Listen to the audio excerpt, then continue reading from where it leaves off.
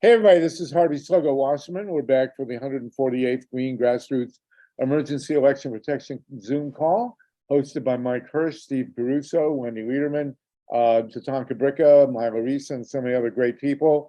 We're starting off with 40 people, and we're going to be talking today in the first hour, a monumental organizing moment. We have some great victories to celebrate and to coordinate and to cross-pollinate our organizing strategies. We have already had the Georgia Miracle led by the great Andrea Miller in Virginia and Ray McClendon in Georgia, and we put out a publication about that, about the Georgia Miracle. And we're now joined by the Ohio Miracle, where against all odds, the grassroots defeated a right-wing attempt to restrict the rights of the public to change their own constitution. These are two huge, extremely important victories. And we're going to be joined by organizers from Ohio, especially Rachel COYLE. Steve, if you can confirm, I don't see her on yet, but hopefully she'll be joining us. He will be. What we want to do with the help of Wendy Liederman and others, is to collate a document, a guide for organizing into 2024. John Steiner, I know, is going to be interested in this, as well as Tatanka Bricka. We've talked about that as well. There's a lot of grassroots organizing going on in California, of course, under the legendary blaze of Dolores Huerta.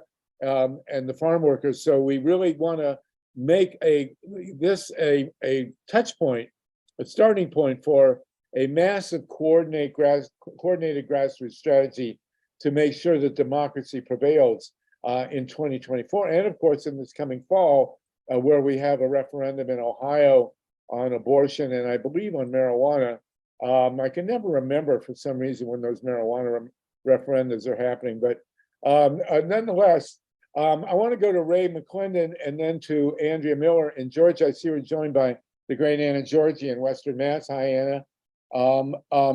Ray, you have just started a new organization, and I want to go to Andrea to talk about the kinds of grassroots strategies we're going to be putting in place in the upcoming campaigns for control of the Congress, the presidency, and also, at this point in time, some very important referenda on women's rights, pot, and so on. So, Ray, can you give us a clue as to what your latest moves have been, and then we'll go to Andrea.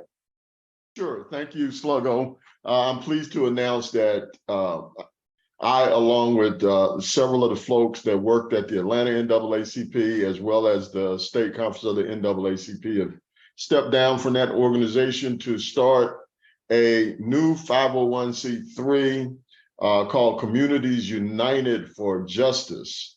The purpose of this organization will be to not only continue, but to expand the work that we started with Team Unity, with the great work that Andrea Miller has done at Center for Common Ground, in order to be much more, to coordinate more effectively and efficiently, collaborate more effectively and efficiently, not only in Georgia, but also across other battleground states where with the good work that Andrea has done, we've identified those states that either have close to a majority or in some states an absolute majority of BIPOC voters. What this does is give us the ability to take what we've done with the Georgia Miracle or the Georgia Way, and to expand that without any jurisdictional concerns that we had under the NAACP, to be able to go into the other battleground states across the Southern Crescent and beyond. So we're excited about taking these collaborations that we've been working on for the last 3 election cycles, using this new 501c3 that we put together to now start planning a strategy for both the 2023 off-year elections and be in position to jumpstart 2024, moving into the early primary season with a renewed, reinvigorated effort. So we're excited about this new organization, and it comes at a perfect time for us because we are, as Sluggo, you've been asking us to connect with like-minded organizations in other states. We've taken that to heart, and now we're in position to work with Andrea and others in these other states and take these same components that were successful in Georgia and work with similar organizations in the other states to move forward. Well, that's great news. What is the, will you put the name and the links to your new organization in the chat so that everybody can sign up with you? We are joined by Rachel COYLE. I assume you're going to be in multiple states, Ray, is that correct? That's absolutely right. We want to focus on, number one, the Southern Crescent, from Virginia, North Carolina, South Carolina, Georgia, Florida, Alabama, Louisiana, Mississippi. But we're also looking at other targeted states such as Ohio, where we know that it will be a critical battleground state, and where many of the organizations that we have worked with here in Georgia are also in existence in those states, some of which have already reached out to us to want to replicate the Georgia Miracle in their respective states. And those organizations, as an example, in virtually every battleground state, there is the Divine Nine organizations are already operating. We know that in many of these same states, the Prince Hall Masons that you and I have talked a great deal about, and that was very effective with us here in Georgia, also operate.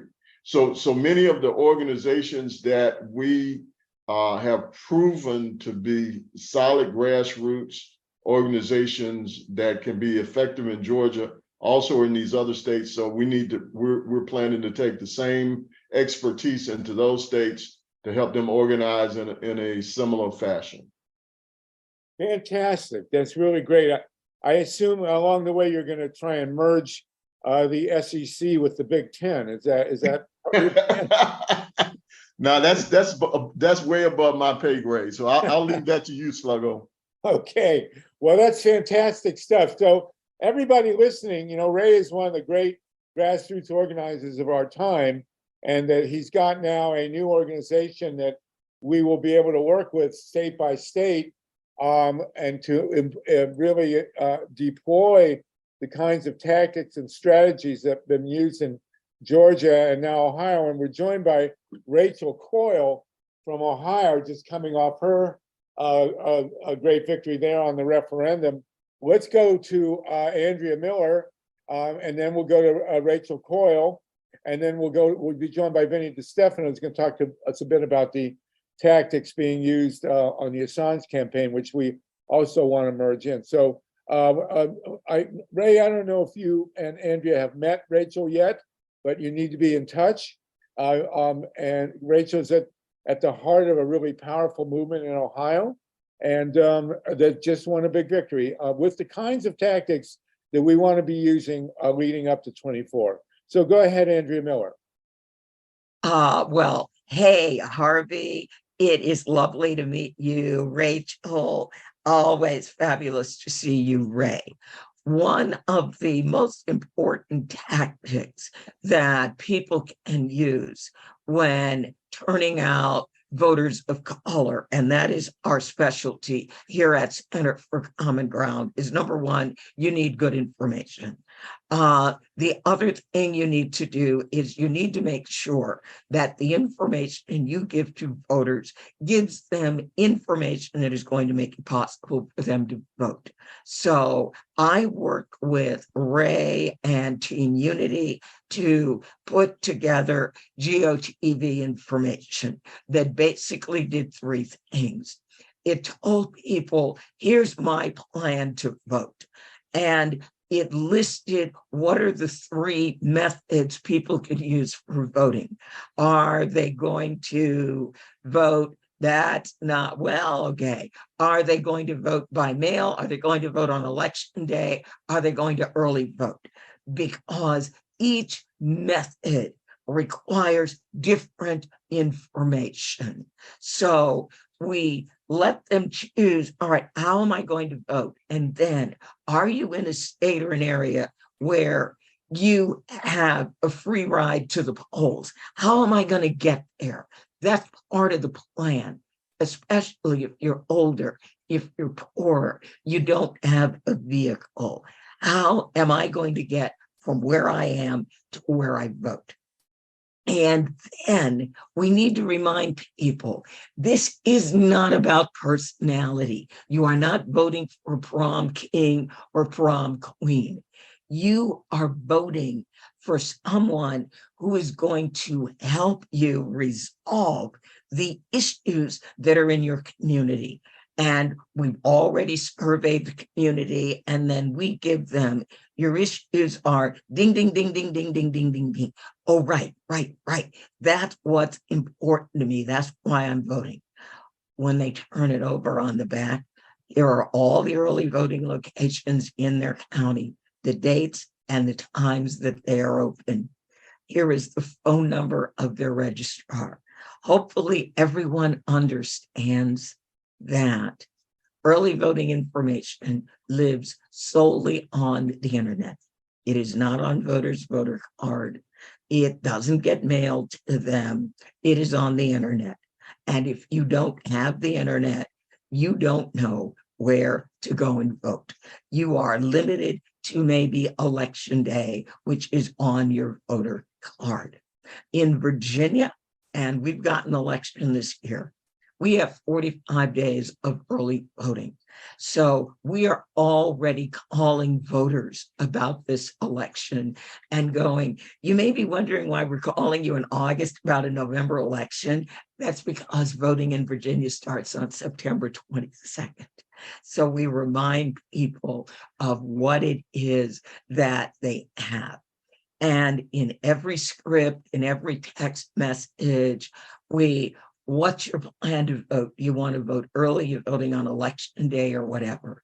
We are always giving them the phone number of their registrar. Everybody's got a phone, or at least knows somebody with a phone that's nearby. And then if you have a problem voting, who do you call when I have a problem?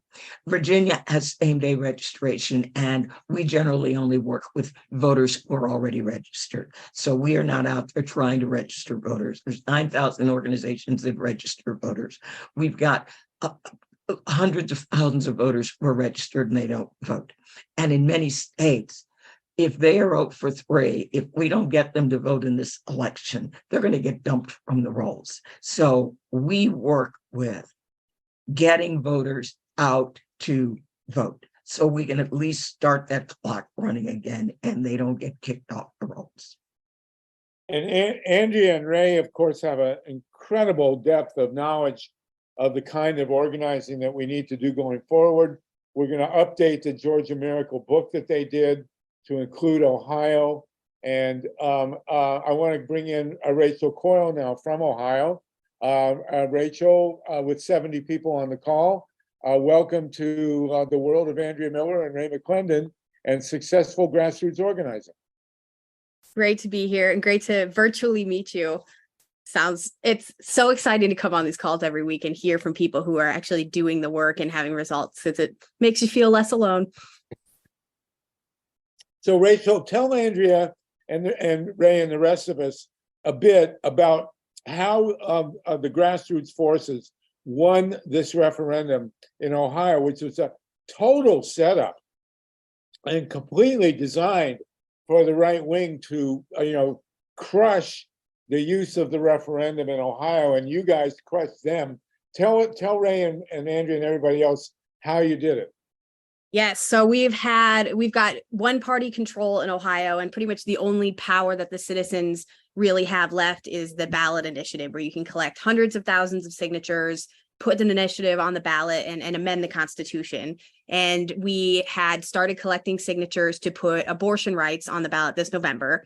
And they're also collecting signatures to put an anti-gerrymandering amendment next year on the ballot. So two big things that could change the entire landscape of our state.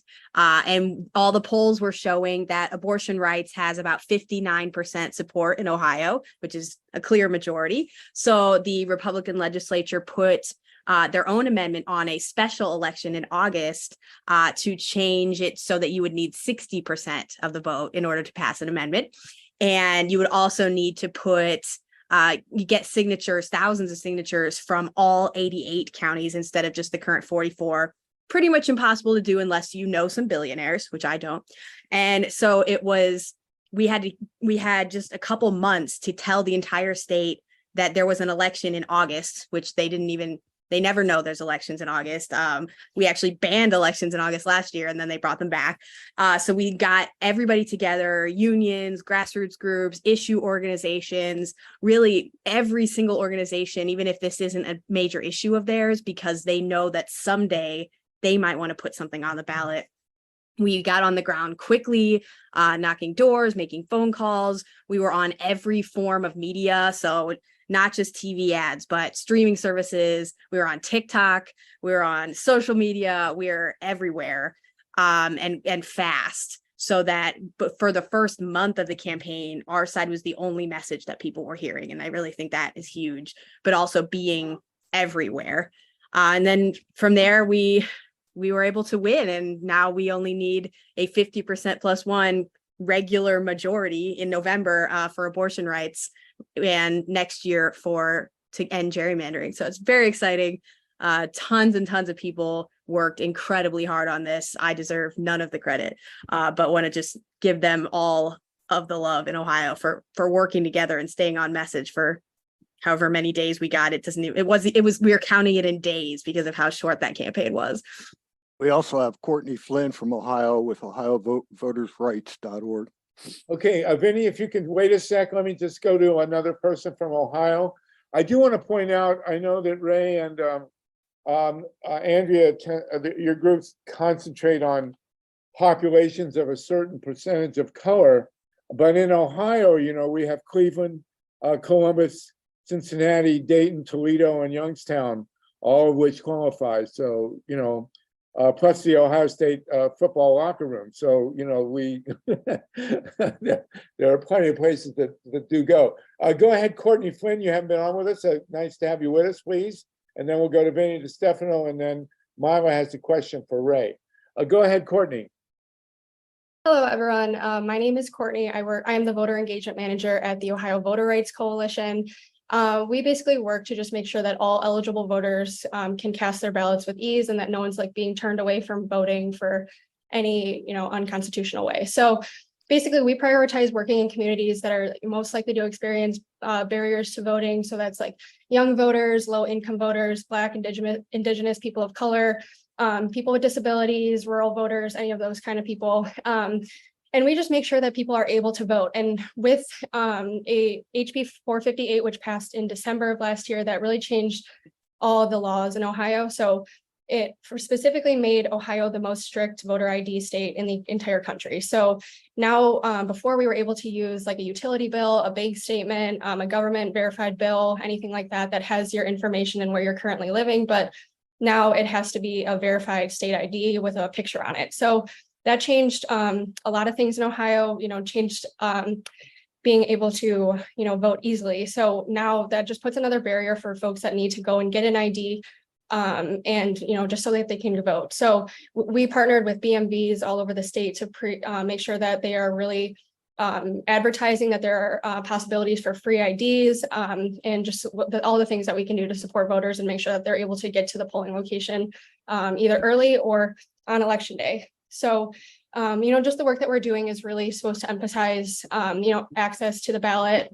And that I have to say, that's the first appearance of a cattail in our presentation. So congratulations for that.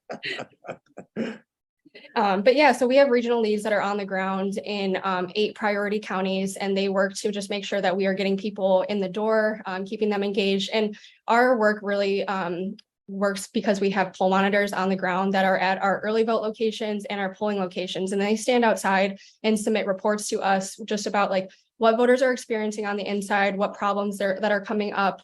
And then we have a command center on the back end that has like a hotline that people call into when if they have a question, if they're having issues voting. And then our command center is a team of volunteer lawyers who will call the polling locations or call the Board of Elections and figure out what the problem is and why that person wasn't able to vote, and we can make sure that they are. So we have a lot of things in place, just like our Peacekeeper program, which is a program that we have for any sort of intimidation or political violence that we're seeing at the polling locations or at Board of Elections. And those are our clergy and social workers that are trained in de-escalation.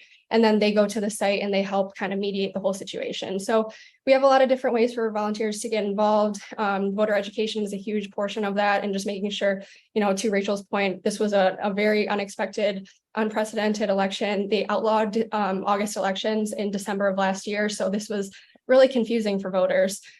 So we just do a lot right now to prepare for the upcoming election and just make sure that voters know what's going on, how they can vote, what IDs they're going to need, and any other information. That's fantastic. And I want to point out that Ohio voters have passed 2 major referenda to deal with gerrymandering, and the legislature has completely ignored them, as well as ignoring the Ohio State Supreme Court. I mean, it's mind-boggling. These guys simply do not care. So, Courtney, I want you to know that you and Rachel have joined with 2 of the great organizers of our time, Andrea and Ray. And we have a ton of documentation from the Georgia 2021 victories that is applicable to Ohio, and that we want to merge all this material in. Wendy will be part of that, and we want to press ahead with it. I want to bring in Vinny DiStefano from LA. Vinny has been working on the Assange campaign and wanted to put in some stuff on grassroots organizing. Vinny, jump in. We've got 73 people on the call. Go ahead. There we are. Hey, well, thank you very much for having me, Harvey. But first, a big shout out to your baked potato T-shirt. I was just there about 2 weeks ago seeing Don, Randy, and Quest. This is a place in LA where people come and have baked potatoes. An incredible jazz venue. First and foremost, just to give you an update of where we sit with Julian. On October 2nd, the British court will reconvene. They had put an appeal together to have the charges dropped. It was an over 100-page appeal. One of those 3 judges issued a denial of that appeal with a simple 3-page document. And I kid you not, he said part of the reason for the denial was that there was too much stuff on the 100-page appeal. He really, it was a cavalier statement. Now, the other 2 judges have to take and rule as well. And based on previous experience, more than likely, they're going to fine for the prosecution. And yet that is not the end of it. There is one more step, and that's the European Court of Human Rights, which you can appeal to. But the British courts and the US government have no reason to abide by that standing. But it could mean that Julian could get a chance at another hearing, but he will have to stay incarcerated until his case is settled. There is one option that is being considered right now. It's something called the Alford plea. A gentleman named David Hicks was working as a reporter in Afghanistan. He was captured on the field. He was put in Guantanamo for 5 years. He fought his case ultimately successfully, but he was able to get out of Guantanamo taking advantage of this plea. It's a rather twisted form of logic. It says you can, yes? Yeah, go ahead. You can plead guilty, but you can maintain your innocence, saying that in a military tribunal, you will not prevail. He was able to go back to Australia and have his case overturned. The unfortunate thing for Julian is there are no lesser cases that he could appeal to. What, being a journalist? But it is an option that is on the table. Until that time, we are organizing our grassroots troops, which is about what this call is about, for X Day. That will be the day he is extradited. We're calling for mass demonstrations. What we've done to take and prepare and till the soil for those max actions is reaching out to hundreds of people across the country. Most recently, we did a banner drop with people across the country on Julian's birthday. We shipped, no cost, almost 200 banners out to people across the country that said, journalism is not a crime, free Assange, and asked them to take and drop them anywhere they could, on freeways, in parks, in buildings. Most importantly, to get to sporting events, baseball, football games, soccer games, and have that unfurled so it can be seen across the country. Because unfortunately, the primary stance of the media when it comes to Julian, unless it is international media, is to ignore him. So we have to find guerrilla ways to get his story in front of the populace. And the way we do that at Assange Defense is a hands-on approach. We call, we talk to each and every one of them. You can see one of the banners there. We have hundreds of these across the country. And that banner is a massive one. And we made them so that they could be used over and over and over again. I reached out to each and every one of the people personally that had those banners.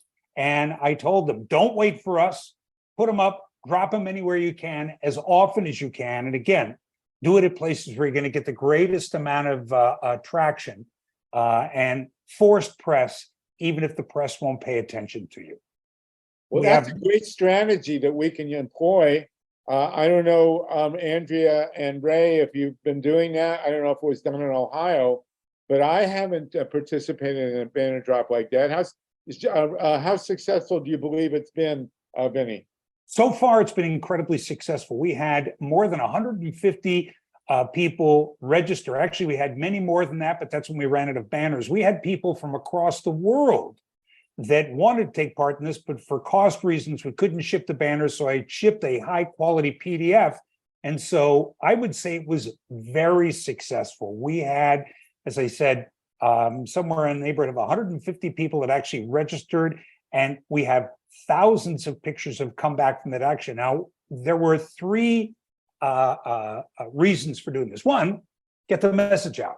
Journalism is not a crime. The second thing was to put something in our activists' hands that ties them to us in places where we didn't have chapters, so they can form chapters of their own or work in coalition with the other chapters, and giving them something to do on an ongoing basis so they can feel connected to the case.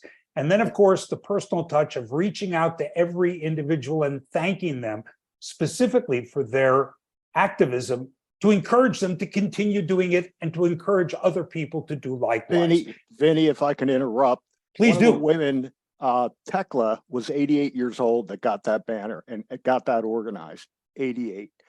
God bless. She actually emailed me just the other day. I have spoken to her directly, and she sent me a message with a picture showing that. She's incredible. So Andrea, and thank you for that, Vinny. Fantastic. Andrea, Ray, Courtney, Rachel, I don't know if you've used that tactic of a banner drop. We certainly have a lot to learn in terms of grassroots organizing from the Assange campaign. And of course, we're all praying in the near term that they let this guy go. I wish they'd have an event and let Julian Assange and Leonard Peltier go simultaneously somewhere. We need to bring in, of course, the Peltier organization, which has been working for so many years to get Leonard out. But this is great stuff, Vinny. Is there anything you want to add real quick before? Well, you know what? The image that is right behind me, Mr. Julian Assange, prisoner A9379AY in Belmarsh Prison. You can write to him. Simply take a screenshot of my picture right up there and write to Julian and let him know he's not forgotten. Whether it was the Hands Around Parliament that I took part in, or even our banner drops, Stella makes certain he knows about it. Every action we take makes and sheds a little light in his 10 by 10 foot cell in the British equivalent of Guantanamo Bay.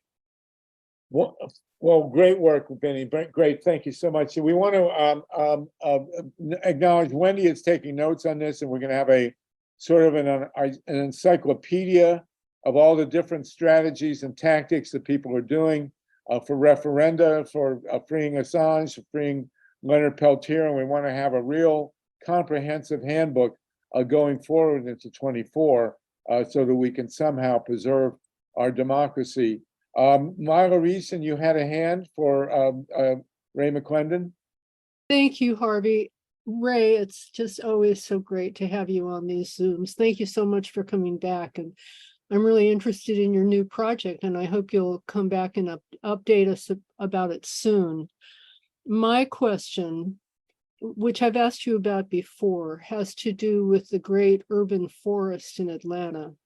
And the now I believe there is a campaign to put a ballot measure on the ballot to allow people in that area to vote on whether or not to allow the project called Cop City from being built. It's my understanding that the Democratic Party establishment, including the Democratic mayor of Atlanta, has been opposing the putting that measure on the ballot. And I'm wondering if you can, it seems to me that that's somewhat of a, it could be discouraging to grassroots organizers. I believe they have gathered about 120,000 signatures of Atlanta residents, if I understand correctly. I'm wondering if you've been following the story and if you can give us an update. The update I have is that you are correct. The mayor opposes the ballot initiative because he supports the training facility going forward. So that's been the case for many months now. The challenge is, so it's not so much of whether or not it's his support, it's going to be whether or not the forces that are working to get this initiative will achieve the number of signatures that they need in order to get it on the ballot. I don't know what that number needs to be off the top of my head, but it seems like there's enough momentum for that to be the case. So it's going to boil down to what the will of the people will be on that going forward. But certainly the mayor's office and the administration are opposed to the ballot initiative because they are pro building the facility on the current site. Well, that's going to be a really interesting campaign to follow, and we'll keep our eyes on it for sure. Thank you, Ray, for that, and Myla. Steve Kaiser, and then Wendy. Go ahead, Steve. I just want to ask Vincent real quick, is the specific charge against Julian Assange espionage, and the British are weighing whether to extradite him at this point to face American charges of espionage? It's actually 17 charges of the Espionage Act. Oh, no. And there was one charge of hacking, but that's been completely disproven. And it is basically for possession of classified documents and publishing them. It's a really twisted portion of justice. And it has nothing to do with spying. It has nothing. And the only two releases that he's being charged against are the Iraq war logs and the Afghani war logs, which basically are truthful documents. Even the prosecution on the first day of the trial said no one was harmed by any of the revelations. It's pure vindictiveness for the unforgivable crime of publishing the truth. But it's there's actually 17 charges, the 1917 Espionage. It's a reframing. The Pompeo indictments were simply restating the same thing 17 different ways. I want to point out that the Espionage Act of 1917 was used against Eugene V. Debs, the socialist candidate for president, who was prosecuted for giving a speech against World War I, American participation in World War I, 3 months before the armistice. And they convicted him and put him in jail for a 10-year sentence, which was commuted by Warren G. Harding, of all people. Actually brought Eugene V. Debs from a federal jail cell in Atlanta straight to the White House. He's the only guy that we know of who went straight from the from a federal prison cell to the Oval Office, kind of the reverse track. We hope Donald Trump to take. I might add Harvey, one, you're muted. if I could add one thing as well. We have a symposium that is going to be taking place here in Los Angeles that is an author's symposium, which includes Carrie Shankman, who wrote the great book, Censure of Repression, the 1917 Espionage Act. And it is a tutorial on how that is being twisted to silence, as Harvey said, dissent. From its get-go, it was simply designed to silence dissent against World War I. When are you having the symposium? When is It's it? going to be in early October. It's going to be a hybrid event. Hopefully, we're trying to secure the Annenberg School of Journalism. It will include Carrie Shankman, Stephanie Marizzi, who wrote the wonderful book Secrets and worked with Assange for 10 years at WikiLeaks. It'll include Tarika Lee, who just joined us, who was the editor of In Defense of Julian Assange. It'll have a pre-recorded statement from Nils Meltzer, because he works for the Red Cross now and cannot take part, and Kevin Gastala, whose superb book, if you had not read it, Guilty of Journalism, the political case against Julian Assange. All of those authors will be there. We are shooting for either Amy Goodman, Juan Gonzalez, or Yanis Varoufakis as our moderator. Okay, let me go to Andrea Miller real quick. Andrea, I know you have to leave.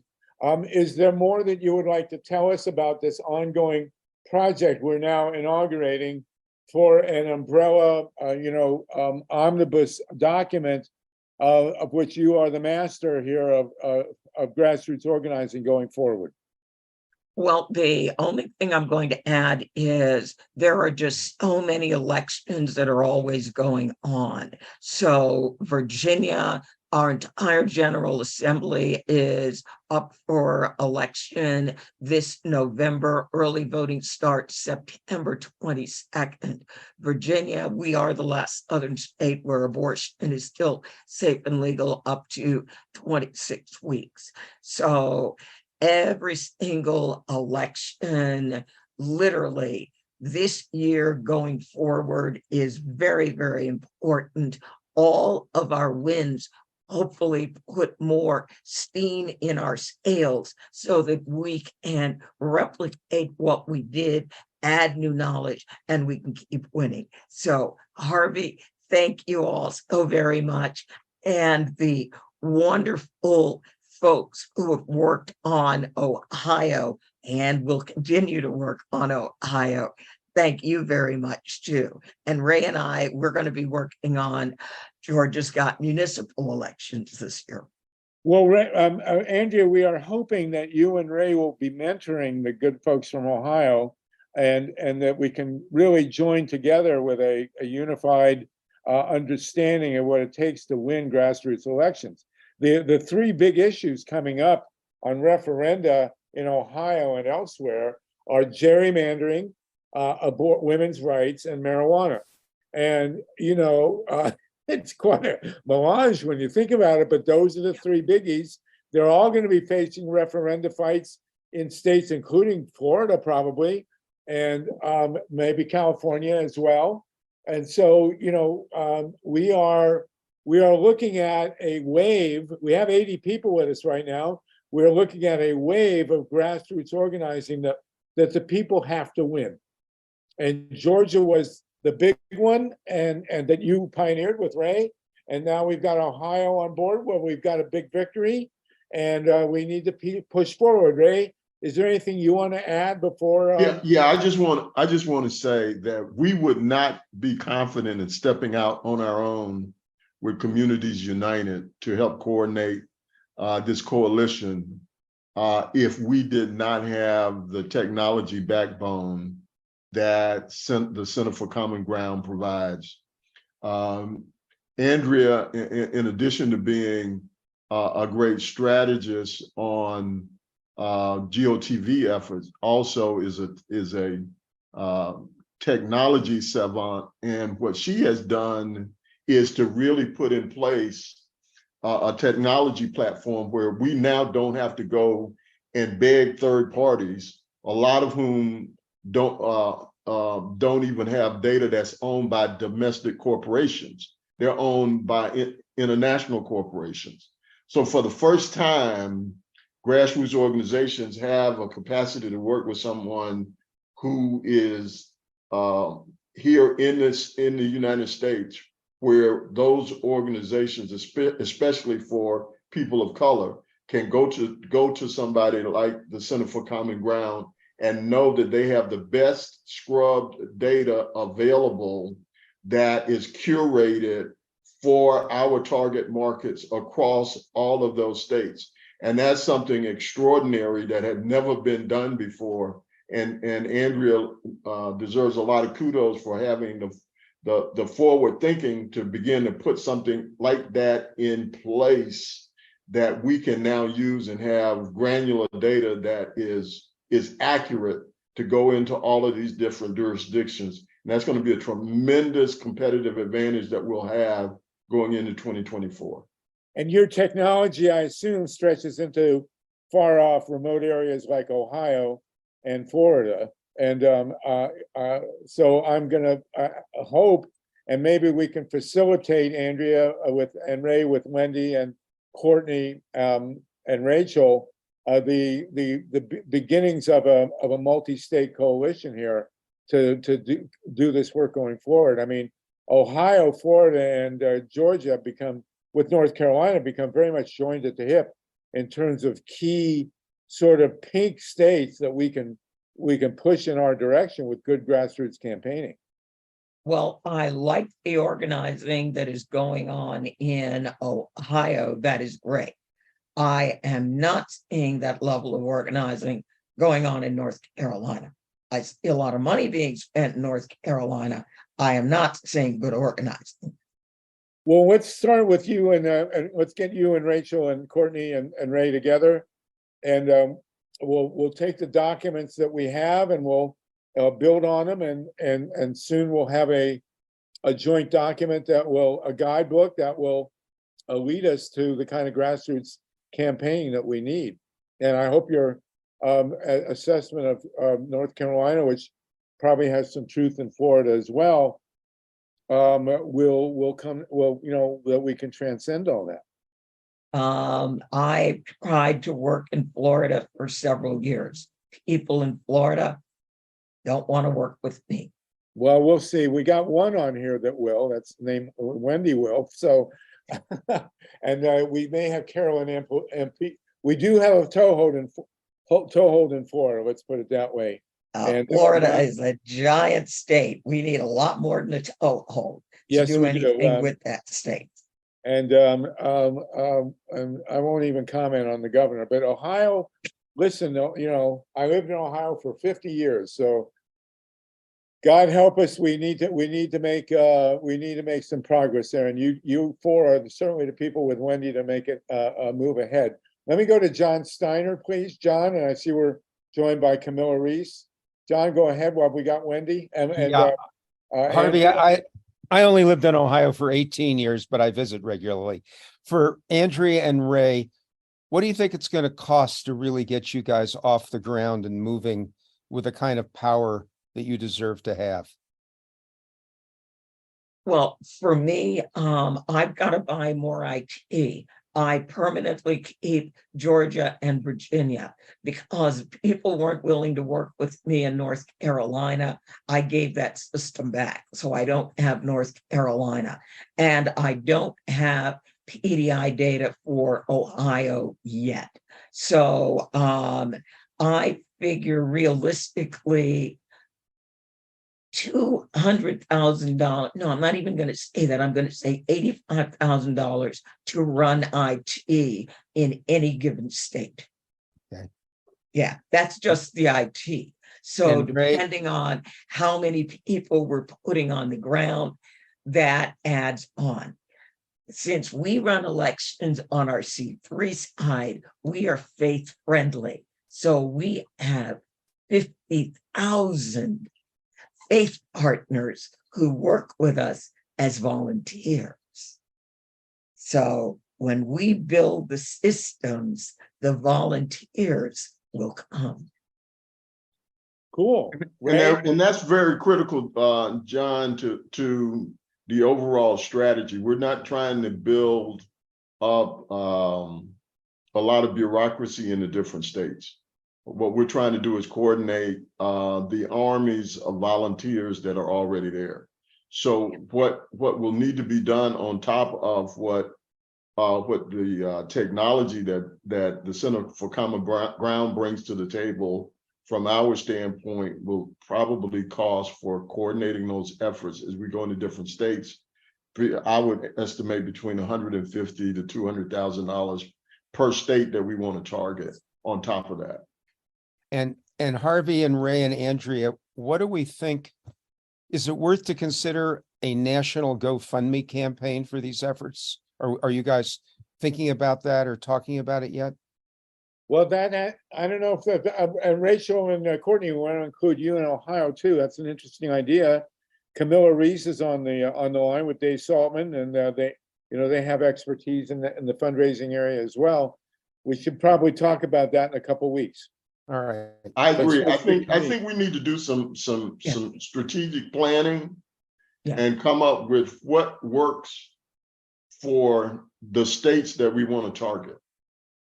Because there are different states that have different objectives. It's going to look a little bit different in Ohio than it's going to look in Georgia, than it's going to look in Virginia. So we need to have those kinds of conversations. That's why it's great to be doing this at the end of August, because going into September and October, we'll need to have a game plan ready to go out to people as to why this will work and what we need for specific states going into the late fall.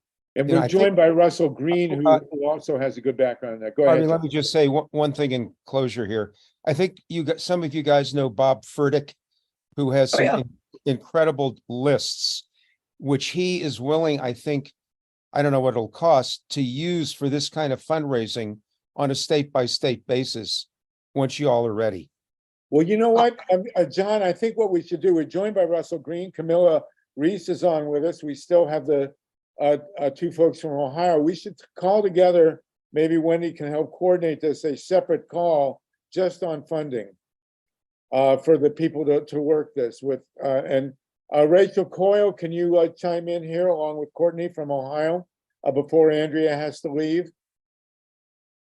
Rachel COYLE, you with us there? Yeah. What kind of fundraising did you do in Ohio? I was not part of the fundraising, but it was, I am not going to comment on it actually, because I don't want to make things up. Okay. All right. I don't know. Courtney, did you have anything to do with the fundraising in Ohio? If not, listen, we got 6-8 great people here to talk about this. So maybe Wendy and John, if you could coordinate pulling together we can host a Zoom on funding for Ohio and for the Center for Common Ground and for Ray's new group, and move ahead with that. I'm sure Russell Green would be interested in Camilla Reese. That would be a great outcome to come out of this. And of course, the Assange movement also raised a lot of money, and Vinny is a smart guy, and we should have him on as well. And we can have it as a baked potato. All right, you guys. Andrea, I know you've got to go. Thank you so much. Wendy, go ahead. Wendy, you want to jump in before Andrea leaves? Please, thank you so much. I'd raised my hand for a quick comment about Vinny, but I have a couple things I just want to bring with you guys real quick. So I'm going to speak fast. The thing I wanted to say with with Vinny, I know you can keep up. So with Vinny, I met Vinny DiStefano because I tabled for Assange at a Roger Waters show, which I know some people, Roger Waters, I love him, but point is that it was such major outreach to audiences that are not typically involved in politics and activism, and breaks down that barrier. Same thing with the banner drops and all those things. So that's just a great way to reach younger audiences. If you can get in with musical groups and different events that just expand the reach beyond what is within, like we're kind of, I don't want to say preaching to the choir, but you know, people that might not even be registered. And also like free press, without voting and without free press, like nothing gets done. What Mila brought up with the Cop City thing, they're denying signatures, which like the signature matching that happens a lot in Florida. I'm working on the abortion petition in Florida. And what we're seeing is people are thinking that they're registered and they're not. Because if they've moved, we're in a wave of evictions right now. if they haven't changed their address with the DMV, they get purged from the voter rolls. So that's something if you guys want to comment on. And I just want to tell Andrea, like in Florida, it's the progressives versus the Democrats. The Democrat Party is establishment, it's status quo. We're working with our caucus. We want to have a forum, invite you guys at some point. But they're doing a campaign now called Bring It Home Florida. My friend was going to come on, but she has COVID now. They're going door to door with canvassing packets. And she's okay. She's a tough girl. but they're going door to door with canvassing packets where you can register to vote. It has all the petitions that are going around. We have abortion, marijuana, and the right to clean water. And then it has a questionnaire for people about what they want to know about progressivism, what they want to know about the issues. And then it kind of takes away the mysticism and the taboo of what people think progressives are, because we've been labeled as socialists and all that. And it really helps bridge the communication gaps. So anyway, thank you so much. Thank you. That's something to add to the pile. Andrea, it's been great to have you. Is there anything last word you want? We ask people, we never tell people what they believe. We're a little different. We survey, and again, we are working with the non-white community, predominantly Black folks. So everything for us is, what are your pain points? What's important to you? We don't have those conversations, or Democrat, socialist. I've never had that come up in a conversation, and would be absolutely surprised if it did. So again, different populations. We are working with a population that the party doesn't try to turn out, the campaigns don't try to turn out. They're, quote, abandoned voters. And we know that if we don't get them to vote, then it is exactly like Wendy said, they won't be able to vote because they're going to get kicked off the rolls. Whenever you do signature gathering, have a tool with you where you can check the voter registration status of anybody signing that petition. So again, we don't really register voters, but we carry the tool on Outreach Circle so that if we did need to check, we could. Thank you for that. And again, I want to, with Ray, if you want to get a last word, we want to join you with Russell Green, Camilla Reese, and John Steiner, John and Margot, and Rachel and Courtney from Ohio, and see if we can pull together a good focus group on funding.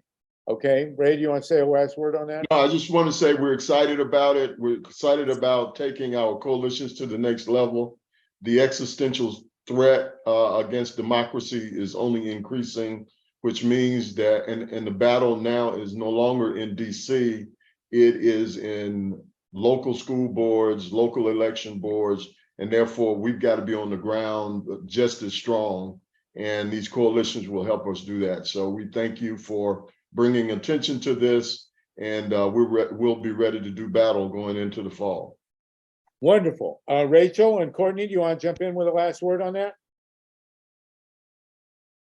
Rachel, are you still with us? And Courtney from Ohio? Go ahead, Rachel. You're good. You're good. Here, I'd be interested in those conversations. Excellent. Okay, Courtney? Absolutely. We're always ready and excited for support in Ohio. All right, good. We'll pull it together. Wendy will be at the center of it with John, Camilla, Russell, and we'll roll on out. What a great session. Exactly what we wanted to have. Thank you so much. Eric Lazarus has hand. Good to see you, Andrea. Good to see you, Raymond. Courtney, Rachel, we're really honored to have you with us. Thank you so much. Eric Lazarus, did you want to jump in? We're going to get to the top of the hour here in 6 minutes. I did want Russell Green to jump in. For my Progressive Radio Network listeners, we're nearing the end of the hour. This has been the 148th Green Grassroots Emergency Election Protection Coalition. I want to thank Dylan and Rodney for getting us on the air, along with Steve, Mike, and Wendy. And if you want to join the rest of the conversation, second hour, we're going to have Steve Donziger and talk about Ecuador and nuclear power and other things. Go to www.grassrootsep.org. grassrootsep.org to link into the second hour of our conversation. Okay, but thanks for being with us so far. Okay, we appreciate it. Vinny also, Vinny DiStefano, thank you so much, and I'll see you at the baked potato. Eric Lazarus, go ahead. Very quick, we have a wonderful climate march coming up in New York City. It's part of Climate Week. It's September 17th. People who represent organizations, please get in touch with me, Eric at actionthisday.eco or atd.eco. I'll put it in the chat. But September 17th. Oh, thank you. Yes, awesome. We're trying to make it a very big march. There's important things going on in the UN right thereafter. So please connect. Also, it looks like I'm going to get to work on curriculum materials about effective advocacy around climate. So teaching teachers what to teach kids. Anyone who wants to be an advisor or in any way contribute, please also Eric at ATD is an actionthisday.eco. Thanks so much. Okay, thank you, Eric. Russell Green, if you're on with us now, I think you were. I think you're involved with this march on the 17th. Is that correct, Russell Green? Eric, that was a great update. I'll just build on it a little bit. And I would like to talk to you about curriculum. I have some connections to that too that you probably are already in touch with, but I will follow up with you on that. Sluggo, good to see you. And Likewise. I appreciate the invitation. I'm sorry I missed the previous segment. It seemed like it was really excellent, and I'll look for the recording.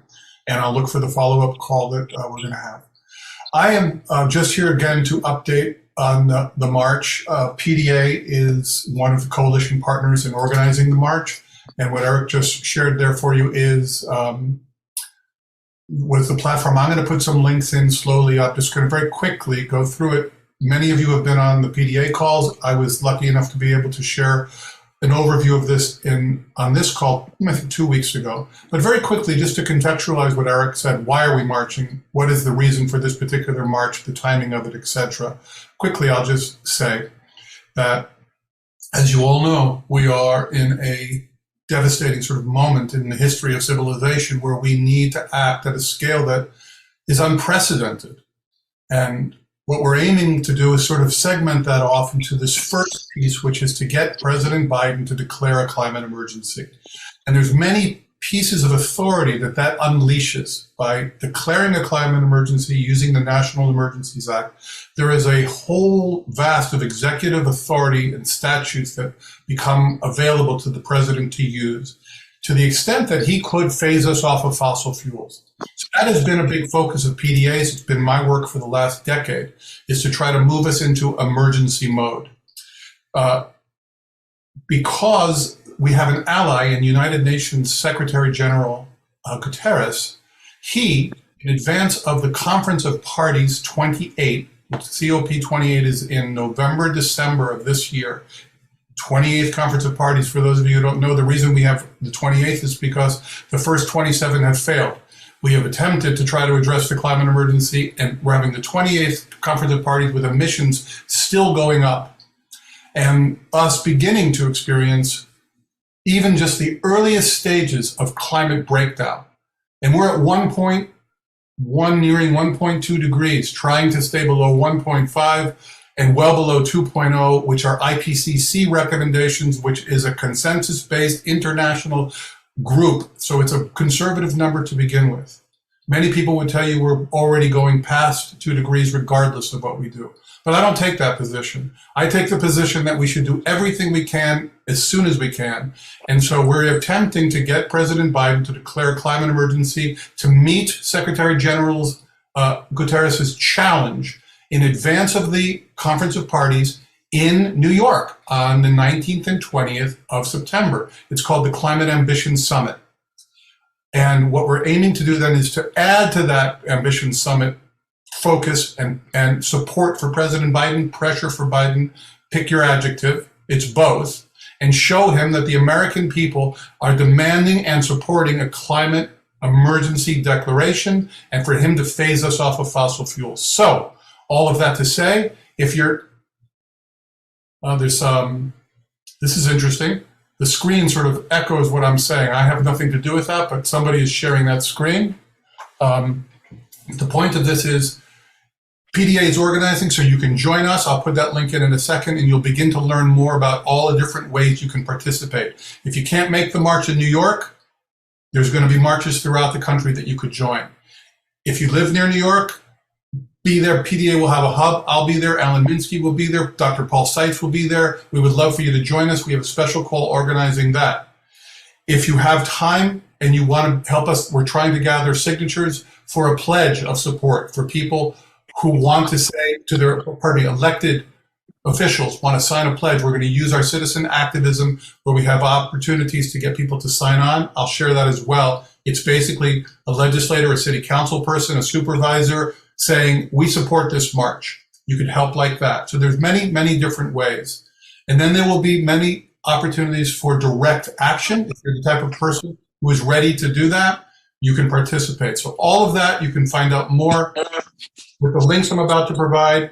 You could join PDA's efforts. If you have a different organization that you are leading or a network of organizations, please share it with all of them. The more people that show up to this march, the more people that are engaged in this march, the better. So thank you for the opportunity to update. I'll start posting some links. Just to be clear, the actual march is on the 17th. I see somebody asking a question. And many of you represent organizations. So this is a perfect time right now to go to that website and be and if you're authorized to be a supporter. We just cracked 500 supporters, right? Supporting organizations, didn't we? Yeah, Thank over you. 500. That's right. So I'm starting to drop those links, and now any questions, I'm available while I'm doing this. Okay, so it's at 56th Street at 1 p.m. on the afternoon of the 17th, September 17th. Is that right? In New York, and there'll be buses and trains and carpools coming from all the surrounding cities of New York. All of that information is available. Okay, this is a big, big, big deal. Let's go to some callers here. Forrest and then Mark Harrison. Forrest Beaudoin and then Mark Harrison, please. Yeah, hi. I would think to go back one topic away from this one, because I have been like onto Ohio and Florida a little bit, because what's going on down there is that we need to stop DeSantis, which is what we need to actually stop. And he has been a little bit of a freak show. So what's happening in Florida and Ohio, we need to advocate for those states. Okay, thank you very much, Forrest. We appreciate it. Thank you for chiming in. Mark Harrison. Mark Harrison. I'm trying to get on. Hi. This is I've been on a number of PDA calls, but this is the first time I've been on this PDA call. So my questions go back to the earlier part of the conversation. Who is following voter registrations? I have been told that in Pennsylvania, Republicans have cut back, have gotten, Democrats had a 800,000 registration lead. Now it's been cut back to 400,000. Republicans are registering there. And registrations in Arizona. I'm also told, what's that county where they had the big fight in Arizona? Anyway, Republicans are doing voter registration. So I just want to find out. Yeah, man, what are we doing when it comes to voter registration ourselves now? That's just a question I had. Does anybody want to answer that? Wendy, I just got a note from Steve Donziger. You need to call him. See if we can get him in, dial him in. He's texting me. Something's wrong with the link, I think. I'm like sending it, and I'm trying to get it to him again. I've sent it a few times, and a couple people. Send him a phone number that he can call if you've got it, please. All right, I'll see what I can do. Thanks. Okay. Mark, I don't know directly who is working on voter registration nationwide, but we need to have you. Where are you exactly, Mark? Mark Harrison, where are you? I'm in Maryland. So I was just asking because I was just asking to find out what groups were doing. That's all. That's Well, why. the Center for Common Ground and Ray McClendon's new group and the groups in Ohio, they all work on voter registration. Okay. And there are probably central groups elsewhere, certainly in Maryland, that are working on voter registration as well. The NAACP does that, and Jesse Jackson's organizations have worked on voter registration in the past as well. Well, I was just interested because those are the key swing states. Arizona and Pennsylvania are still swing states. By the way, Russell, I did pass out literature at the March on Washington on September 17th event. And it was announced from the stage about the need for a climate emergency. So I just want you to know that.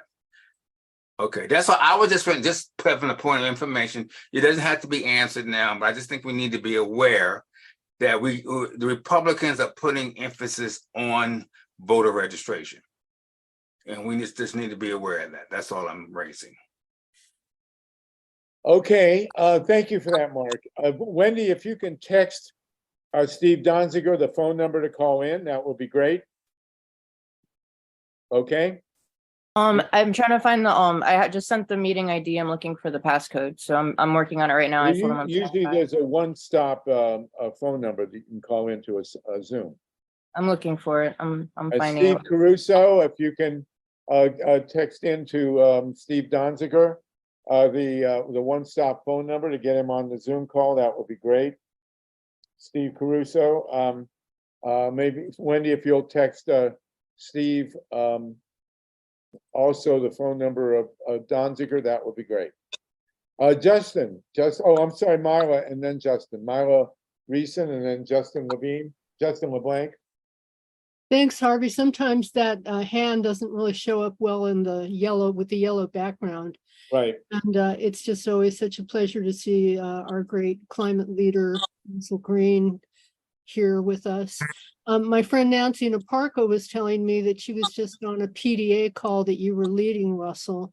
And I think I'd really like to know how to sign up for those Zoom calls that you lead. I'd be very interested in joining in.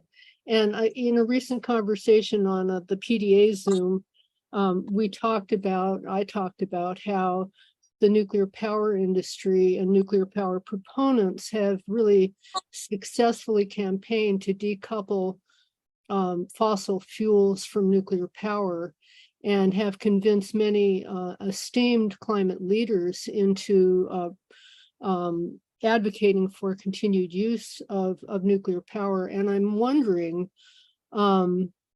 whether in this particular action that you're taking, whether in the documents talking about the need to end fossil fuel and to declare a climate emergency, whether PDA has also taken and articulated a firm stand against using nuclear power to address our climate emergency. And just one other little detail, and that is, I reminded you before that back in November, President Biden allocated 1.2, I believe, a little over $1 billion to PG&E to continue running the embrittled and decrepit Diablo nuclear power plant in California. And he took that money from a pot of money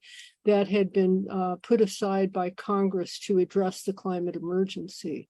And my fear is that any legislation that does not prevent him from, again, using those emergency powers to fund nuclear power could be extremely problematic. So I hope you followed that. I think that was a little bit of a word salad, but I hope I got my point across. It was no word salad at all. Lucid.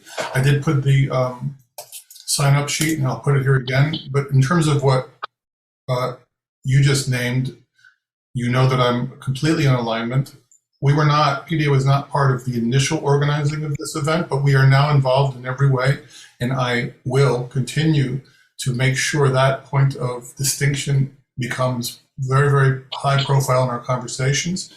And I already committed to you that I would make sure that when we're in conversation with Blumenauer's office and Sanders' office, as we move into the next phase of this, I didn't mention in my comments, but PDA also has pretty powerful congressional liaison program. If you're not part of it and you want to be a citizen activist at the level of visiting your congressional offices every month, we're focusing our contribution on this march to also be at a congressional liaison level, and we're going to focus on the concurrent climate emergency resolution that's in the House and in the Senate. And you had asked that we ensure that focus on excluding the nuclear energy is explicit, and I will follow up as I promised on that. So I really appreciate you continue to be the point of focus and stand for this, rise for this, and I will join you in that effort. So thank you.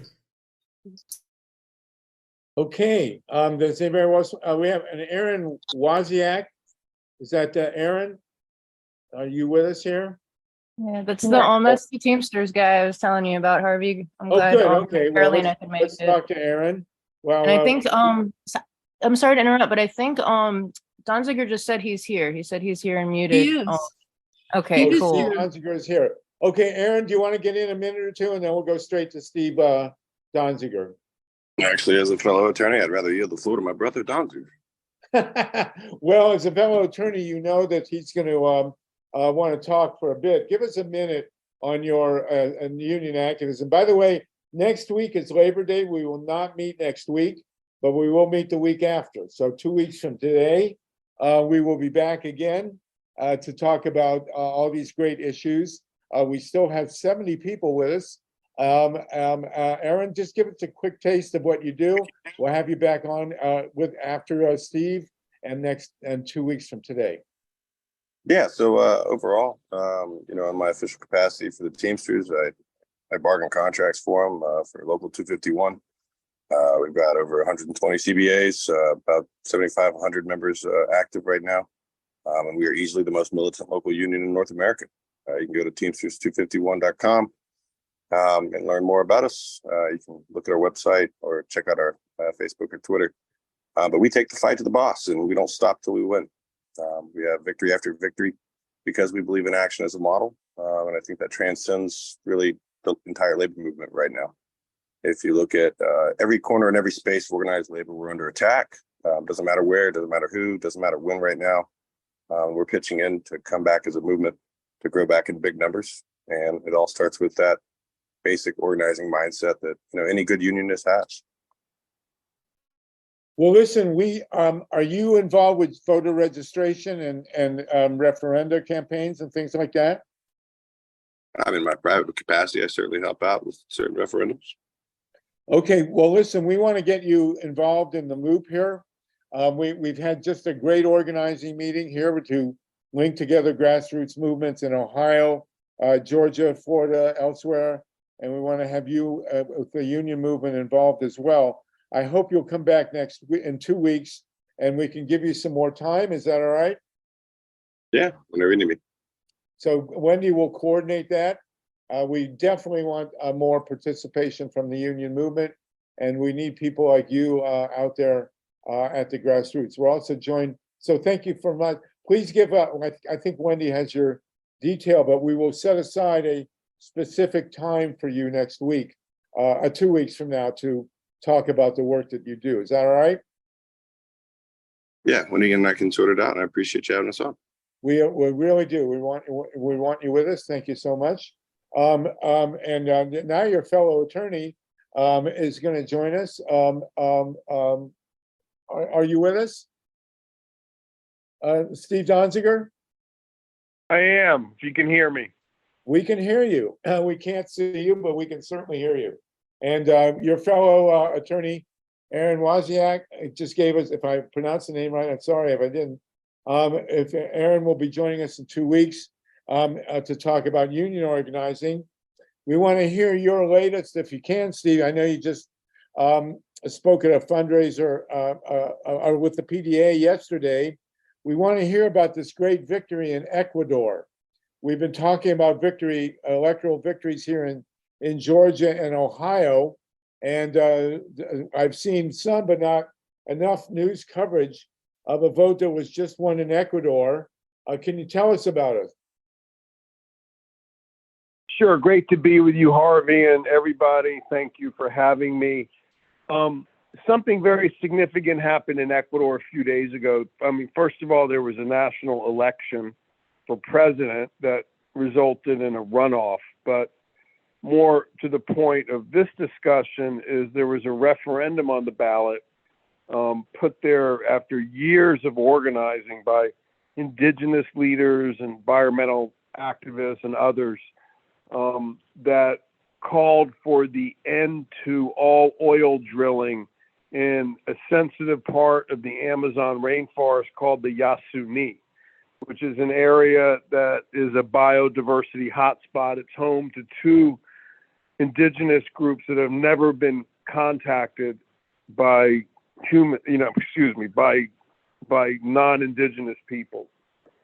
And this referendum passed with roughly 60% of the vote.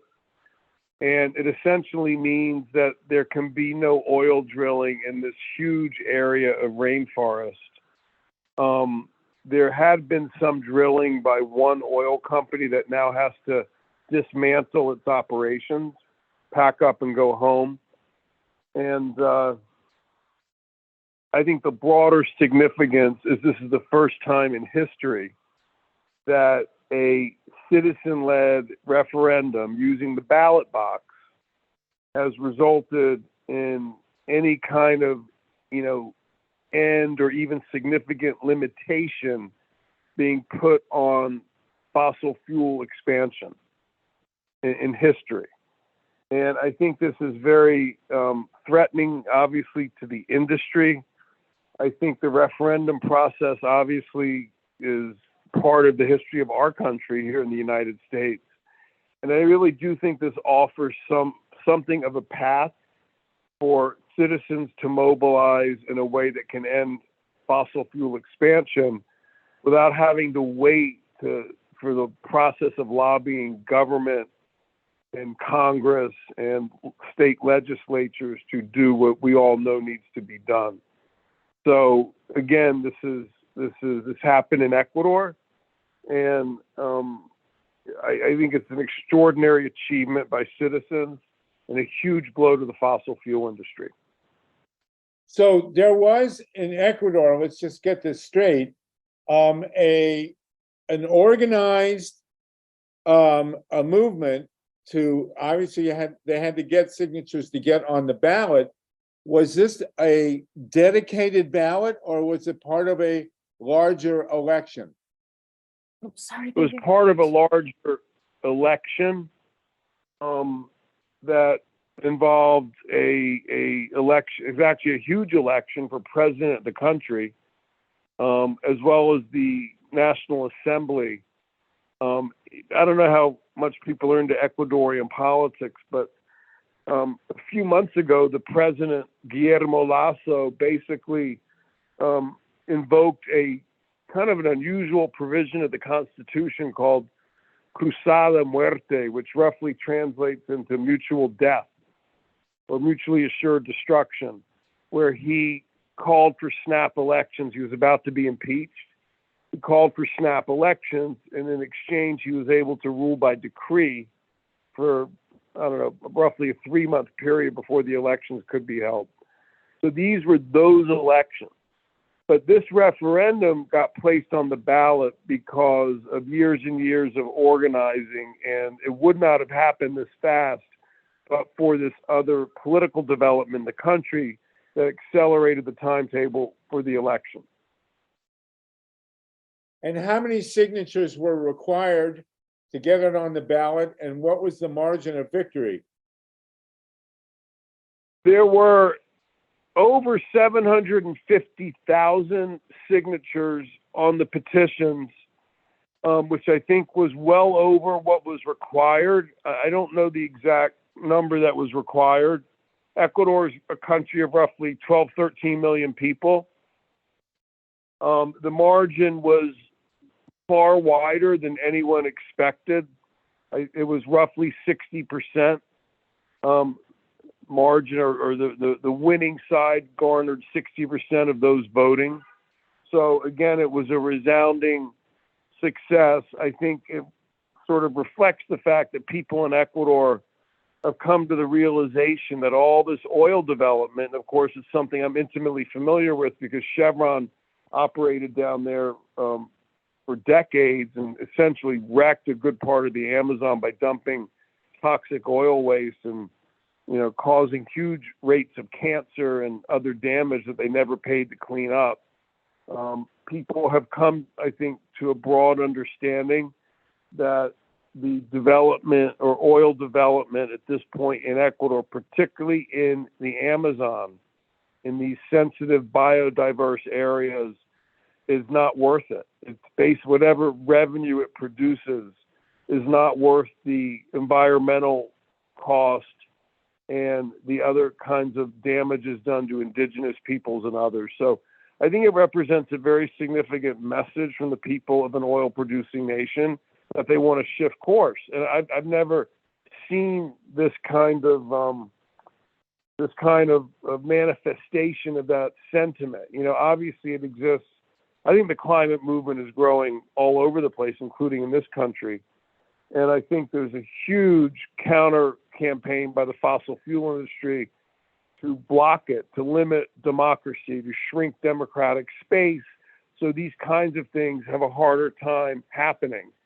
So I think that we're going to see a real battle, even a war, between, you know, campaigns to use democratic space, political space, and efforts by industry to shrink that space as a way to block this type of citizen action that would, you know, diminish the profits of the most profitable industry on the planet.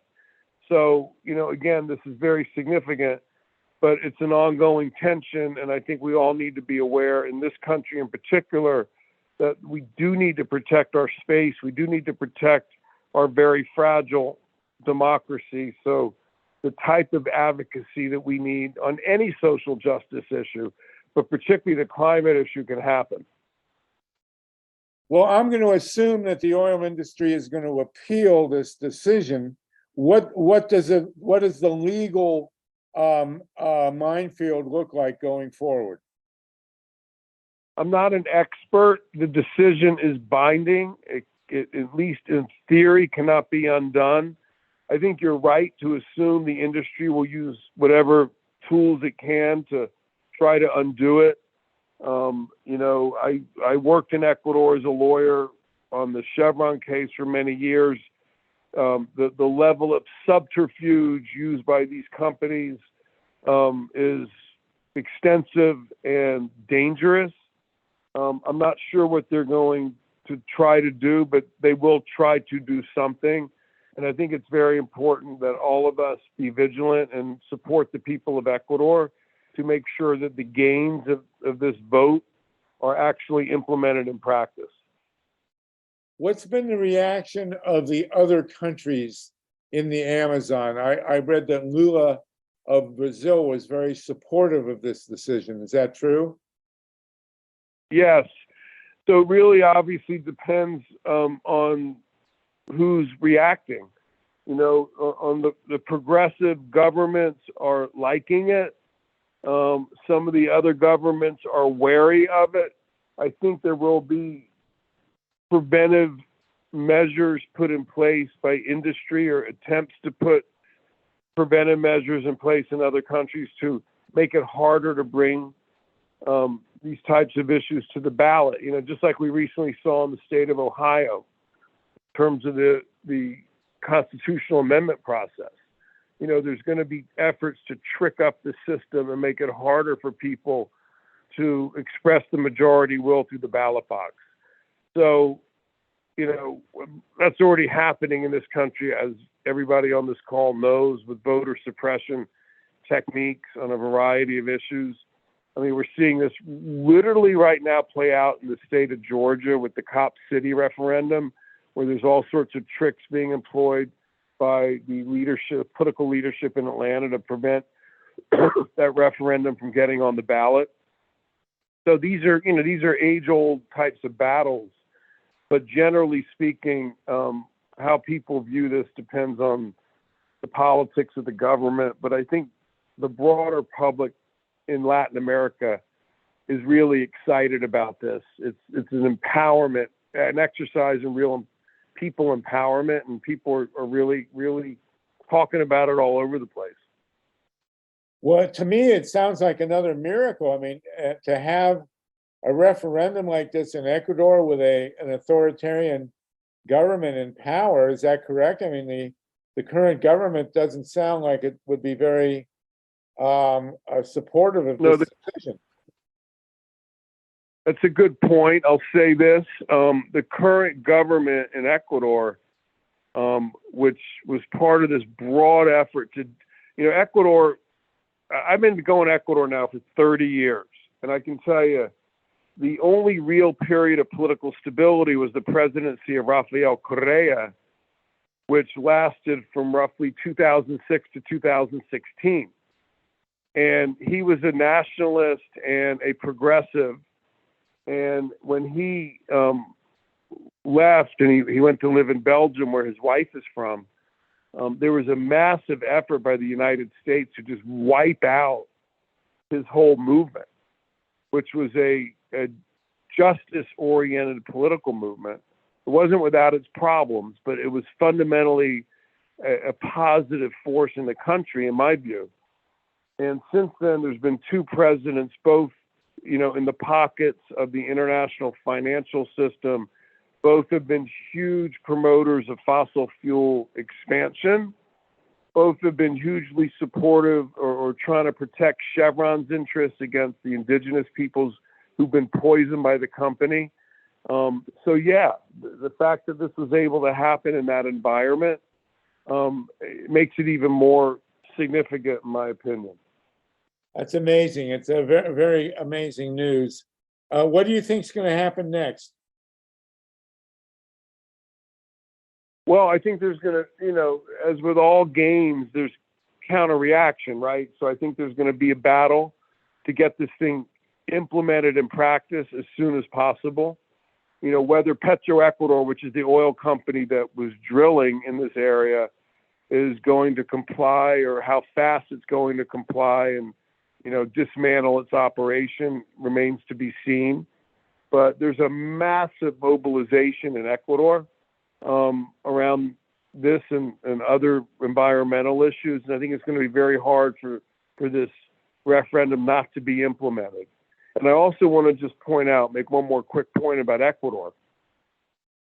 Ecuador has now brought to the world, this small country in South America, three very significant, and I would argue revolutionary developments on the environment. It's the first country, this happened back in 2008 when the country wrote a new constitution. It enshrined the rights of nature in the constitution. It's the first country ever to do that. And then, the people of Ecuador won this historic $10 billion civil pollution judgment against Chevron in a court system where Chevron had accepted jurisdiction, in a case affirmed by Ecuador's Supreme Court, probably the most significant environmental victory in court by indigenous peoples, perhaps in history. And now we have the first national referendum to end oil drilling anywhere, through the ballot box. So Ecuador has brought to the world three really important developments that, in many respects, can serve as models for the types of legal changes that need to take place in all countries in order to help save the planet. And that it's coming out of Ecuador is not lost on me. I've been there over 250 times working on the legal case against Chevron. It really is an extraordinary country. I would argue a laboratory for innovation on many of these issues. So it's definitely worth paying attention to. Fantastic. Well, I want to we do have a fundraiser coming up for Steve. His case, case that Chevron has brought against him for being victorious on behalf of the people of Ecuador is outrageous. The fundraiser will be September 9th in the Topanga Canyon, California. Steve, if you can flash it up there again, that'd be great. I'm apparently a host or co-host, and if you're happy in Topanga Canyon on September 9th, join us. But Steve has an astonishing story to tell personally, which we can get to later. But let's talk about this big victory in Ecuador. Mary, Wendy, Vinny, and Mila, please. Go ahead, Mary. And we have 62 people with us. Go ahead, Mary. I'm trying to get you unmuted here. All right, let's try Wendy and then Myra. Go ahead, Wendy. Thank you. Thanks, Stephen. Thanks for joining us. Really appreciate it. Sure. Thank you. So a couple quick things. One, I'm wondering if you could comment on the candidates, and I know there's a runoff election in October, and so what impact would that have, considering especially just the assassination that just happened and the different directions the country could take? Two, I'm wondering the idea, like your thoughts on the environmental movement and the labor movement joining forces. I know in California last year, they were really successful with passing some legislation by getting both of those teams involved. And actually on the call right now with works with that guy, Aaron, that was on before you, the Teamsters guy, is my dear friend, Carolina. She's from Ecuador, born and raised there. And now she's the president of our Progressive Caucus. She's an MD and a labor leader as well. So maybe in 2 weeks, we could all join back together. And Maya Van Rossum, the author of Green Amendments on how to pass ballot amendments. I know I'm going all over the board with this, but it would be really cool to maybe do something with the thoughts on ballot amendments, labor movement together with the environmental movement, because so many jobs could be created through renewable energy and all of that. And hopefully you'll be able to talk about your petitions as well and what's going on with you personally. Thank you so much. That's Steve there, folks. Go ahead, Steve. Well, thank you for that wonderful question. I posted about this on my Instagram, and I basically said we need a national organization needs to be created, in my opinion, in the United States to bring these environmental questions to the ballot through referendum. And the alliance between labor and the environmental movement, the climate justice movement, is absolutely critical. Of course, the alliance between all social justice movements is critical, but that is in particular really important. I've been running around with Chris Smalls from the Amazon Labor Union talking about precisely this. We do talks together. And I think it's really important that people understand that the climate justice movement is going to have a really hard time accomplishing its objectives without the labor movement joining forces with the climate justice movement and vice versa. So I think you've hit on a really important issue. I didn't know if I heard you say that there's someone on this call. Yes, Aaron was Waziabic. Is that correct, Aaron? Do you want me to introduce yourself to Steve Donziger? And as well, Carolina. Carolina's from Ecuador. She's born and raised there, and they work together. So hopefully, is Carolina? Did you say she's an elected official in the state of California? She was the president, the state Progressive Caucus president of Florida, and she resigned in protest of the Democratic Party. Now she's the president of our Broward Progressive Caucus, which I'm on the board of, and she's one of my closest friends, and she's on the call. Yeah. And Aaron, hi. Okay, well, hold on. Aaron is with the Teamsters. Aaron, are you still with us? Yes, I am. So, Aaron, you said you're a lawyer. You want to meet Steve, and we'll bring in Carolina. Have a little crotch here. Yeah, actually, what you do and how I might coordinate with his work, and then we'll ask Carolina the same. Yeah, well, Steve, I'm a business agent for the Teamsters, and then, privately, a big fan. I mean, in law school, we were studying a case. That's, hats off to you, brother. Keep the fight. When it comes to environmental justice and the labor movement, we're closely intertwined because we're talking about the same thing. We're talking about jobs, we're talking about improving infrastructure, we're talking about improving our grid. less travel time, more people. We're also talking about doing it in a sane way that's rational and humane. At some point, the bucks have to stop somewhere, and somebody has to do the labor, right? So at that point, that's where it becomes a matter of value for the amount of units that we're willing to put in for anything for work. I think after the pandemic, we've really started to see that people aren't just interested in good paying jobs; they're interested in good jobs that do good things for good people. So a lot of people are looking for better work satisfaction on top of increased labor value. And I think the blue-green opportunity there with environmental justice is probably one of the best outlets we have to rebuild and then reclaim surplus labor value. Steve, Well, you guys should coordinate and exchange contacts. Yeah, thank you for what you do. Where do you live, if you don't mind me asking? I live in Providence, Rhode Island. I'm a member and a business agent for Teamsters Local 251, and I'm down in Miami organizing, like they had alluded to, with my sister Carolina and others with the United Teachers of Dade. Awesome. Well, good luck with that, and let's definitely through Harvey or Wendy, let's exchange contacts, and hopefully we can have a broader conversation about some of these issues. Really, congratulations on what you do, man. It's awesome. Absolutely awesome. Carolina, do you want to jump in here? Carolina, jump in with Steve and Aaron. Hi, everyone. Just happy to be here. And Steve, that's great. I'm happy to hear some good news coming out of a very tumultuous country where I was born in. And it's good to see that this story that started with you is coming to some or closer to our resolution. So I'm very happy to hear that. And like you, I'm also a fan of Correa, and I know that he was not perfect, but there were a lot of things that started working for the working class in my country and of origin. And it is really happy to see that people are paying attention to this kind of thing.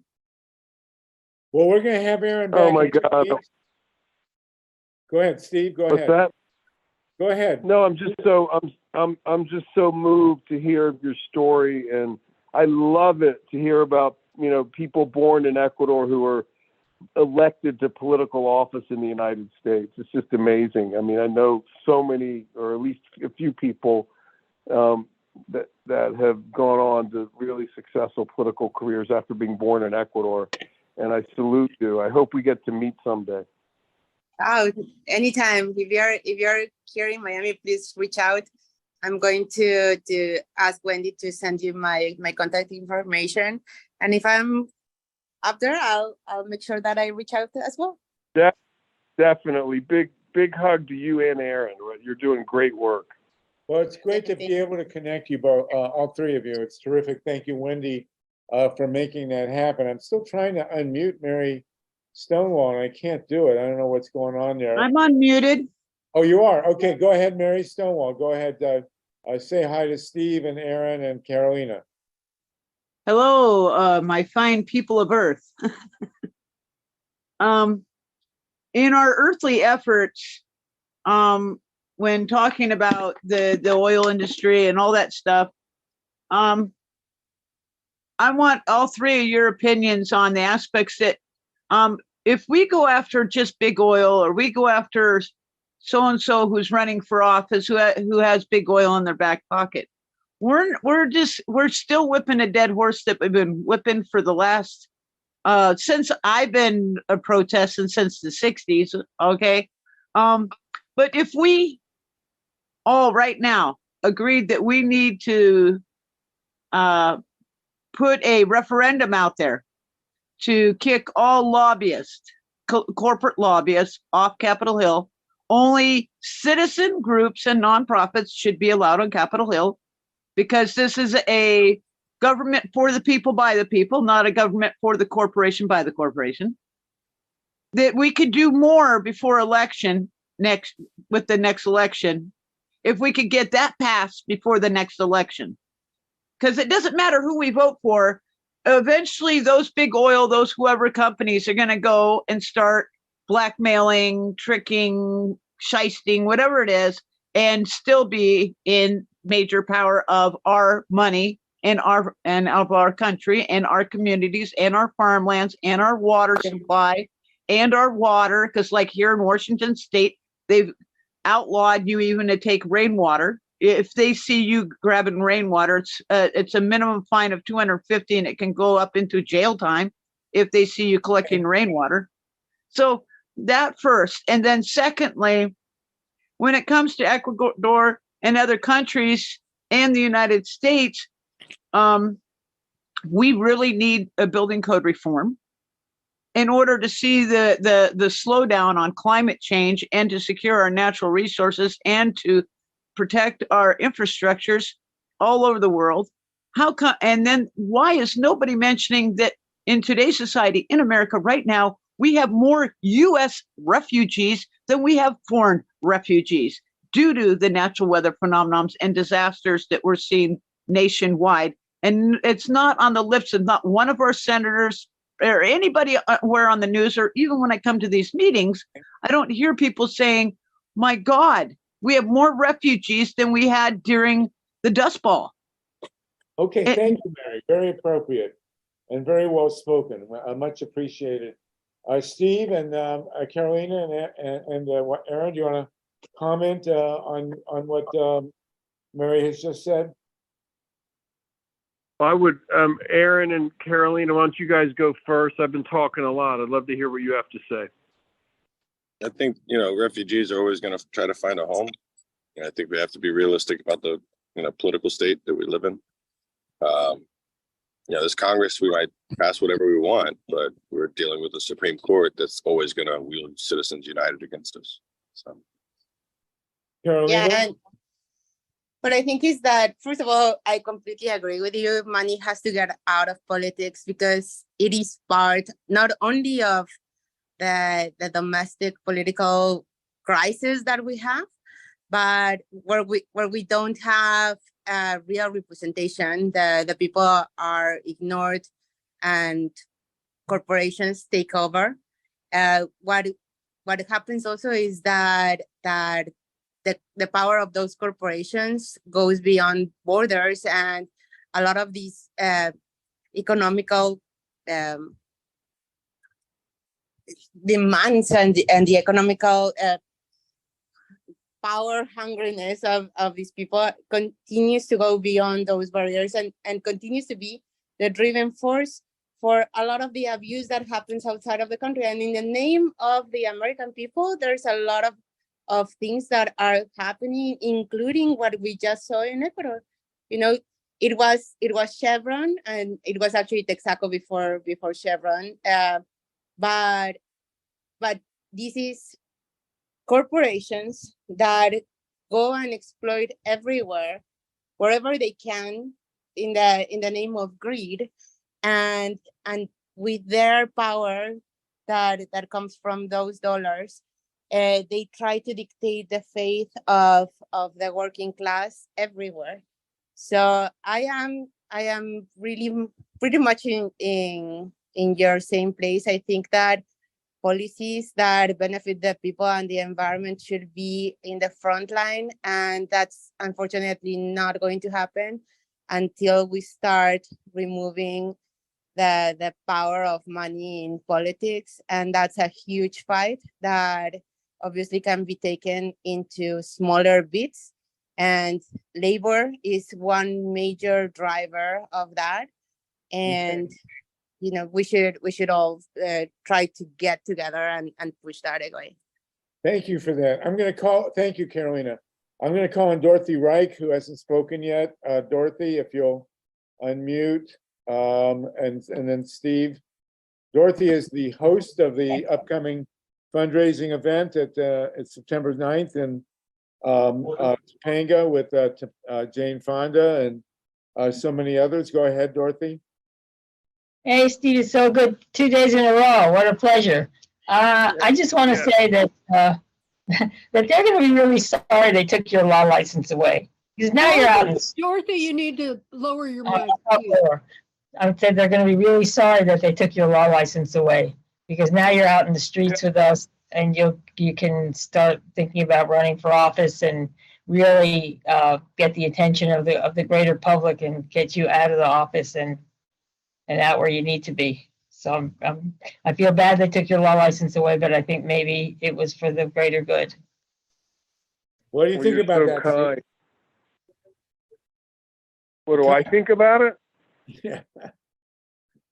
I mean, listen, let me just tell people on the call, in case you don't know, the short story is I helped, the Amazon communities in Ecuador win a historic $10 billion judgment against Chevron. And then a U.S. judge recommended to the Bar Licensing Committee in New York that they remove my law license, and they called me a threat to the public order for winning that judgment. And hold on, I'm sorry. Hold on one second. Hello? Yeah, I'll be down in a little bit. In any event, they took my law license without a hearing. I'm the first person in the history of this country to be prosecuted by a corporation. I'm the first lawyer ever to go to jail for a misdemeanor contempt. Spent almost 3 years in detention. And I'm the first lawyer ever to be disbarred without a hearing. And when I say I didn't get a hearing, I did get a hearing, but they wouldn't let me defend myself. They only let me put in character evidence. And I actually won my hearing, and then the New York Court of Appeals overturned the hearing officer's decision that I have my law license reinstated. In any event, it was another, this is all, by the way, being written in my book that I'm writing about now, about this whole journey I've been on. But, the larger point is, as I sort of did research into how law licensing takes place in the United States, and many people don't know this, but there's a really sordid history in this country of the law licensing process being used by entrenched interests, mostly corporate law firms, to just expel people from the profession who do work that's too threatening to the establishment. And this happened in the 1950s with lawyers who were representing people being accused as part of the Red Scare. It happened over the decades for lawyers representing workers and immigrants and unions, and it continues to happen today to lawyers that, in my case, take on the fossil fuel industry. So I got disbarred without a hearing, and I hope actually to get my law license back at some point. But in the meantime, I'm continuing my advocacy, as you can see.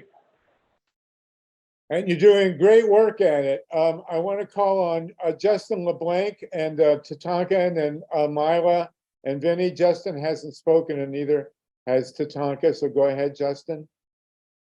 I'm reminded, Dorothy, you reminded me of that old Beach Boys song that she'll have fun, fun, fun till her daddy took her T-Bird away. So I guess it's similar to taking your law license, but we won't stress the analogy. Go ahead. Justin, Tatanka, Mila, and Vinny. Well, so whose license we can take away? That would be multinational corporations. They actually have passed a law in Minnesota, and there are bills going through other states, even through Congress right now, including the bill 6583. But that actually will, according to SEC and U.S. Chamber of Commerce, establish thresholds of 1% individual and 5% group ownership. Those who corporations that have foreign ownership at those levels can be banned from participating in elections, content production, and so that would actually do a lot to level the playing field and even boost Teamsters and other local unions, domestic unions, so that we can have a domestic voice again and not be drowned out by the big money. Now, the other thing about license to thrill would be that when it comes to a just transition, we need good energy solutions. So things such as solar canopies for your cars will allow you to have more battery operated rather than fossil fuel operated vehicles. And if anybody wants to talk with me more about that, that's my actual engineering training. Great, good for you. And we're also starting to put solar panels on top of aqueducts and canals, which is a big deal and needs to push forward. Thank you for that, Justin. Tatanka Bricca, go ahead. Steve, hello. It's so good. I just want to thank you for your life and your life's work, and also Carolina. But Steve, just to let you know, Wendy and Harvey know how to reach me, but I've worked with Lynn and Bill Twist and John Perkins since the beginning of Pachamama Alliance, and with Dolores Huerta for 55 years now, close friend of the family, and with Danny Sheehan and Sarah Nelson now for over a decade. And just want to say that, you know, you're there with Leonard Peltier and Julian Assange. It's so very important that you're still alive and that we can rally behind you, and looking forward to your book.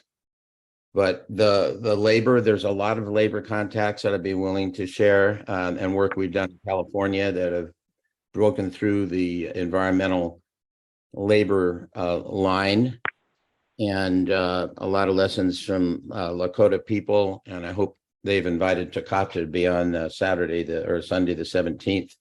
Takata Iron Eyes, youth leader from there. And just 2024 needs to be a year of strategic, creative, nonviolent movement for peace, justice, democratic governance, especially referendums, because that direct voice of the people is often the last resort and the most effective when we organize it well. So thank you, Steve. Thank you very much. Thank you for that, Tatanka. We appreciate it greatly.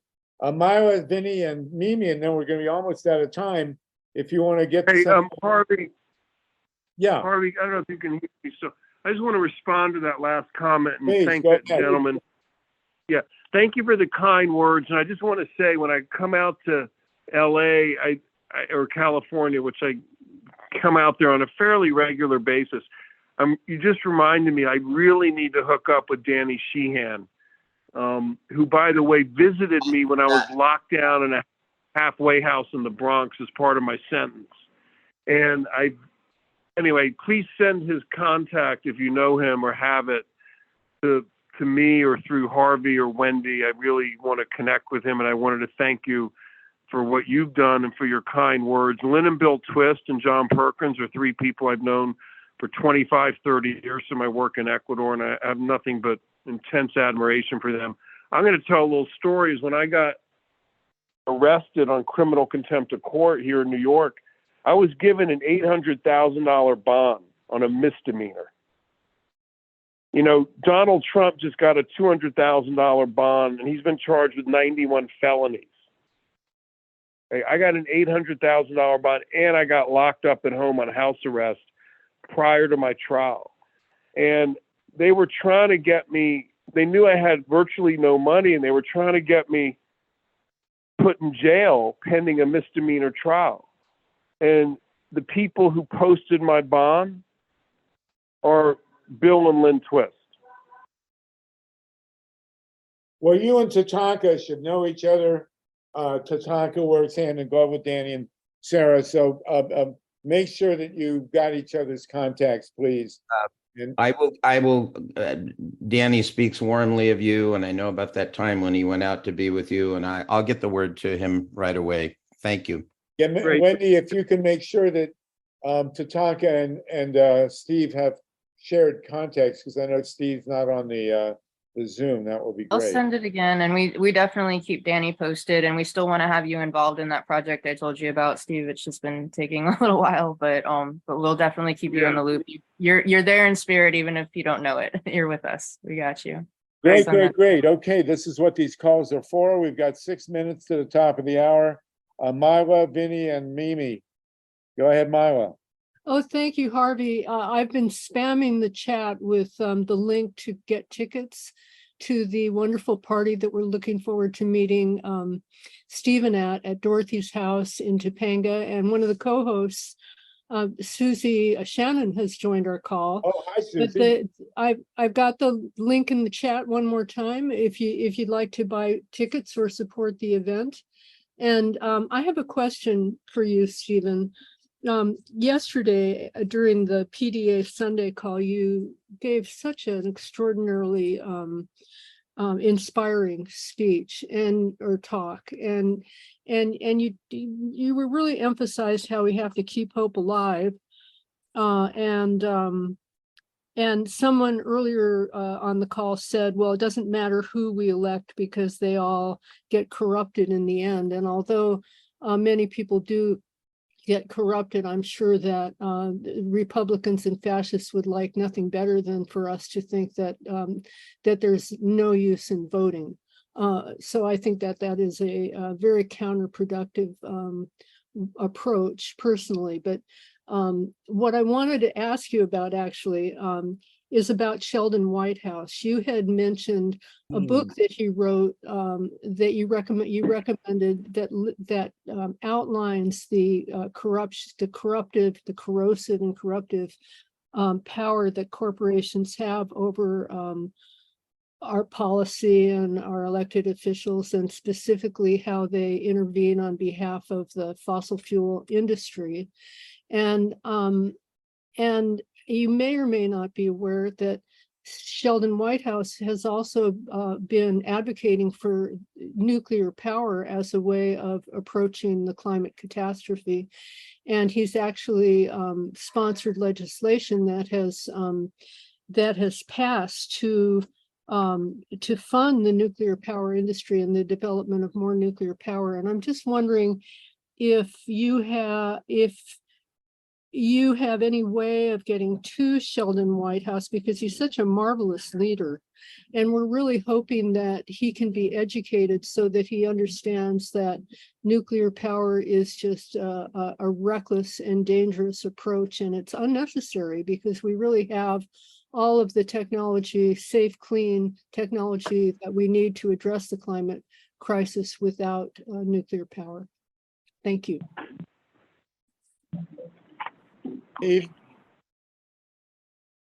Steve, you with us? Well, yeah, thank you for that. I did not know Senator Whitehouse was such a proponent of nuclear energy until you just said that. I admire his book called The Scheme greatly. It documents essentially the far right takeover of the federal judiciary and really so much of our society over the last 40 years. He documents how this actually happened. And it's one of the better books I've read in recent years. It's called The Scheme.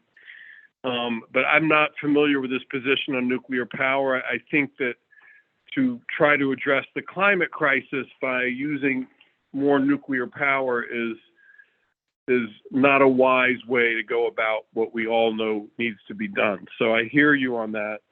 And if I ever have a chance to talk to the senator, I'll try to engage him on this issue. Thank you so much. Thank you for that, Marla. Vinny, and thank you, Steve. Vinny, I know we're short on time, so I'll be incredibly brief. I hate to be a Donnie Downer, but I was on the PDA call the other day where you were called out to be a politician. And Stephen, I got to tell you, I think you'd make a horrible politician because you're honest, you're decent, you are not willing to sacrifice your principles to protect your own safety and well-being. Ergo, you'd just be a horrible politician, all kidding aside. I'm going to do everything I can to be at the event on Saturday, and I need to speak to you. I sent you an email a while ago regarding Julian Assange. It probably ended up in a spam folder. But if we can't speak at that event, Wendy can give you my number and you can reach out to me. Yeah, that's great. Find me at the event because I'm going to get there early and stay late so I can talk to people. Perfect. That's great. That's great. And I want to thank everybody for your kind words about my knee surgery. It went all right. I had the left done a year ago, and now I have the right. And I guarantee you one thing: I will never have another knee replacement. So there we go. But thank you, everybody. I greatly appreciate it. Mimi Spreadberry, and then Mary, and then we're about pretty much out of time. if you want to raise your hand and get in, we'll get you in, but do it now, please. Go ahead, Mimi. Thank you so much. Hi, everyone. It's great to see everyone. Tatanka, Wendy, Sluggo. I was on the PDA call yesterday, Stephen. It's great that you're here again. Thank you so much for getting your message out. I've been a part of Circle 100, and we were just begging Danny to go help you, and I'm so glad that he did. And we were even told to stop asking him to help you, so we knew something was going on. So that was excellent. But anyway, I was in law school at the time when the petition from students to sign in support of you was going around, and I missed that deadline. And the organizer at Harvard actually wrote me back. So I was wondering, I'm on leave now, so I can't sign a law student petition. I ran out of money for law school, shocker. But is there another petition where, we ordinary folks can show our support, so you may get your bar license back? And Danny had asked me to look into the hearing when your license was taken away, because in California, that's public record. And I didn't know that in New York State, it's not. So I sincerely apologize that you lost your law license. Thank you. Sure. So thank you for your question. What's that? Go ahead. Yeah. So I was going to say that the hearing where they wouldn't really let me present evidence other than character evidence, there is a public record of that. We actually videotaped the whole hearing, and there's a videotape of it. It's really an extraordinary hearing. And we can make that available. And I don't remember the other part of your question. Remind me.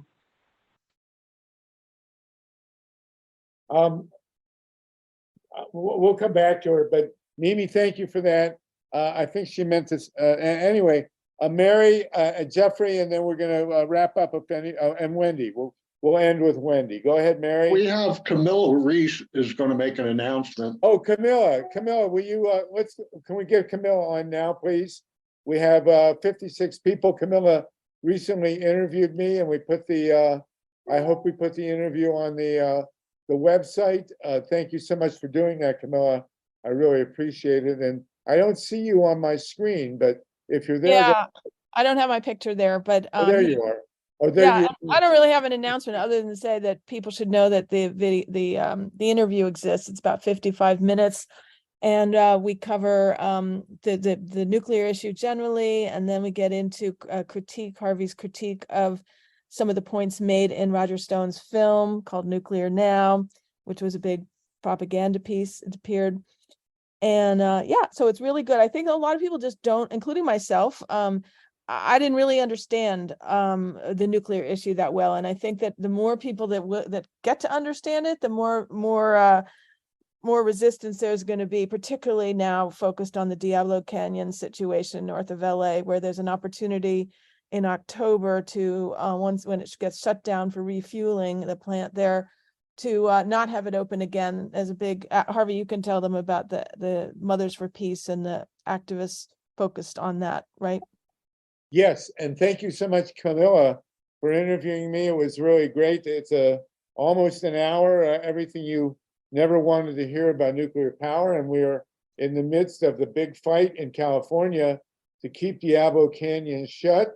It will shut for refueling in October, and we're going to do everything in our power to make sure it never reopens again within a nonviolent framework, of course. No one ever would advocate otherwise with nukes.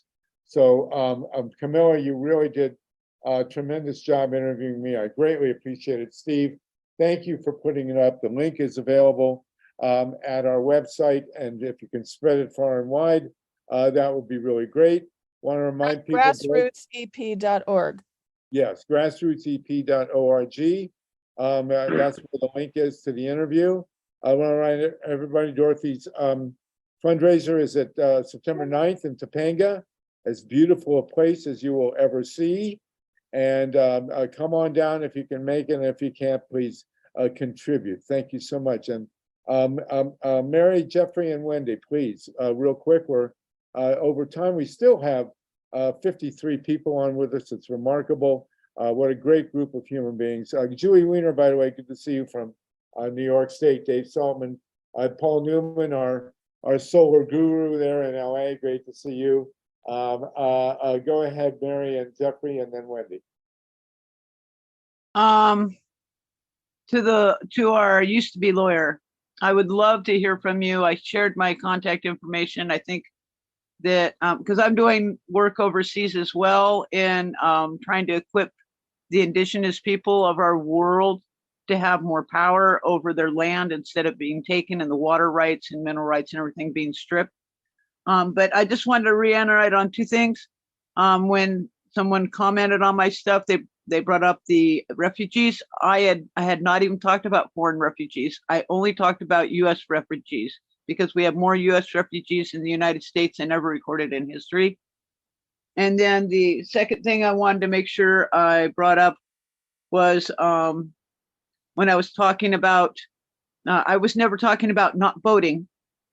Let's make that clear. I was talking about before we vote again, we must do a referendum that get the lobbyists off Capitol Hill, any corporate lobbyists, because if we could get those corporate lobbyists off Capitol Hill, we wouldn't be having the talk about BP, oil and gas, or whatever. We wouldn't be having these talks because they no longer would have any power if we could get them off Capitol Hill. Thank you. Thank you, Mary, and thank you, Carolina, for your nice word. It's always great to have you. Again, we won't be back next week. It's Labor Day, but we will be 2 weeks from today, and hopefully we'll have Aaron on with us to talk about some labor issues, and we're going to continue pushing ahead. Jeffrey, 1 point, please, and then Wendy, and then I think we're going to sign off. Another great week. Steve Donziger, thank you for going out of the way to get with us. We really appreciate it. We'll see you soon on the fundraiser. Jeffrey, go ahead. Steve Donziger. Yeah, go ahead. 1 point, please. Jeffrey, 1 point. Is he not there? He's on with us. Yes, go ahead, Steve. Jeffrey. What he is? Jeffrey, what's your point, please, honey? I was gonna say the situation with him and Trump should be different. Trump should be the one suffering, not him. Well, and I saw Steve's mugshot and it was much better than Trump's, let me tell you. But go ahead. What's your last word here?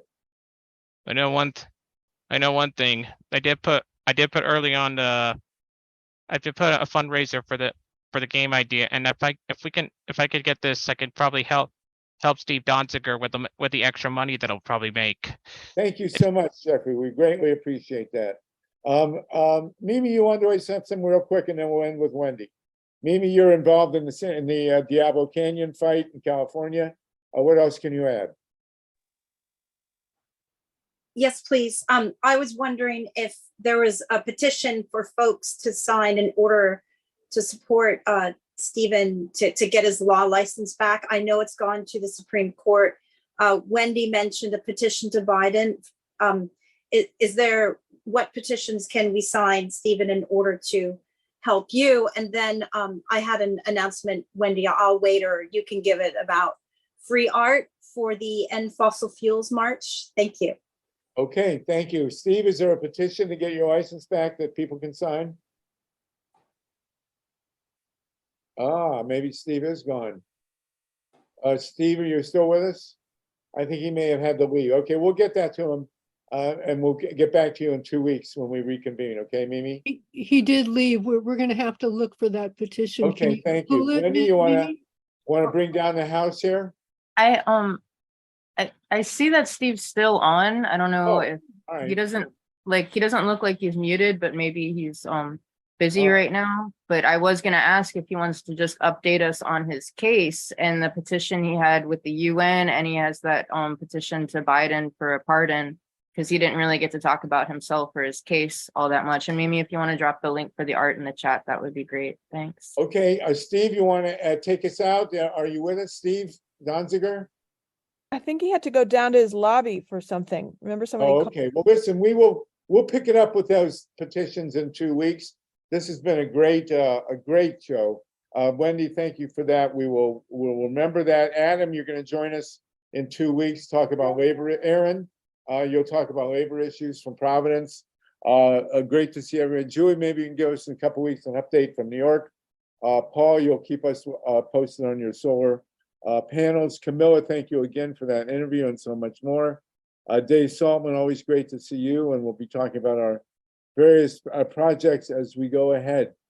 Everybody, oh, Laura Chamberlain, great to thank you for joining us from Chicago, Laura.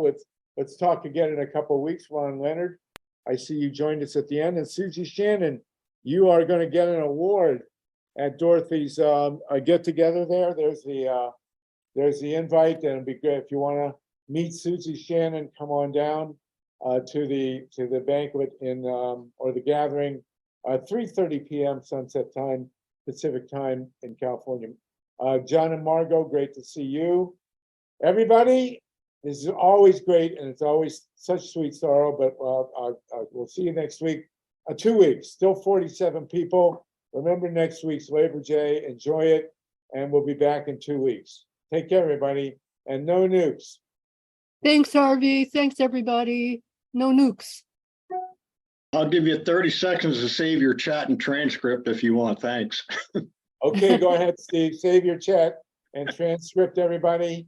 You got 30 seconds.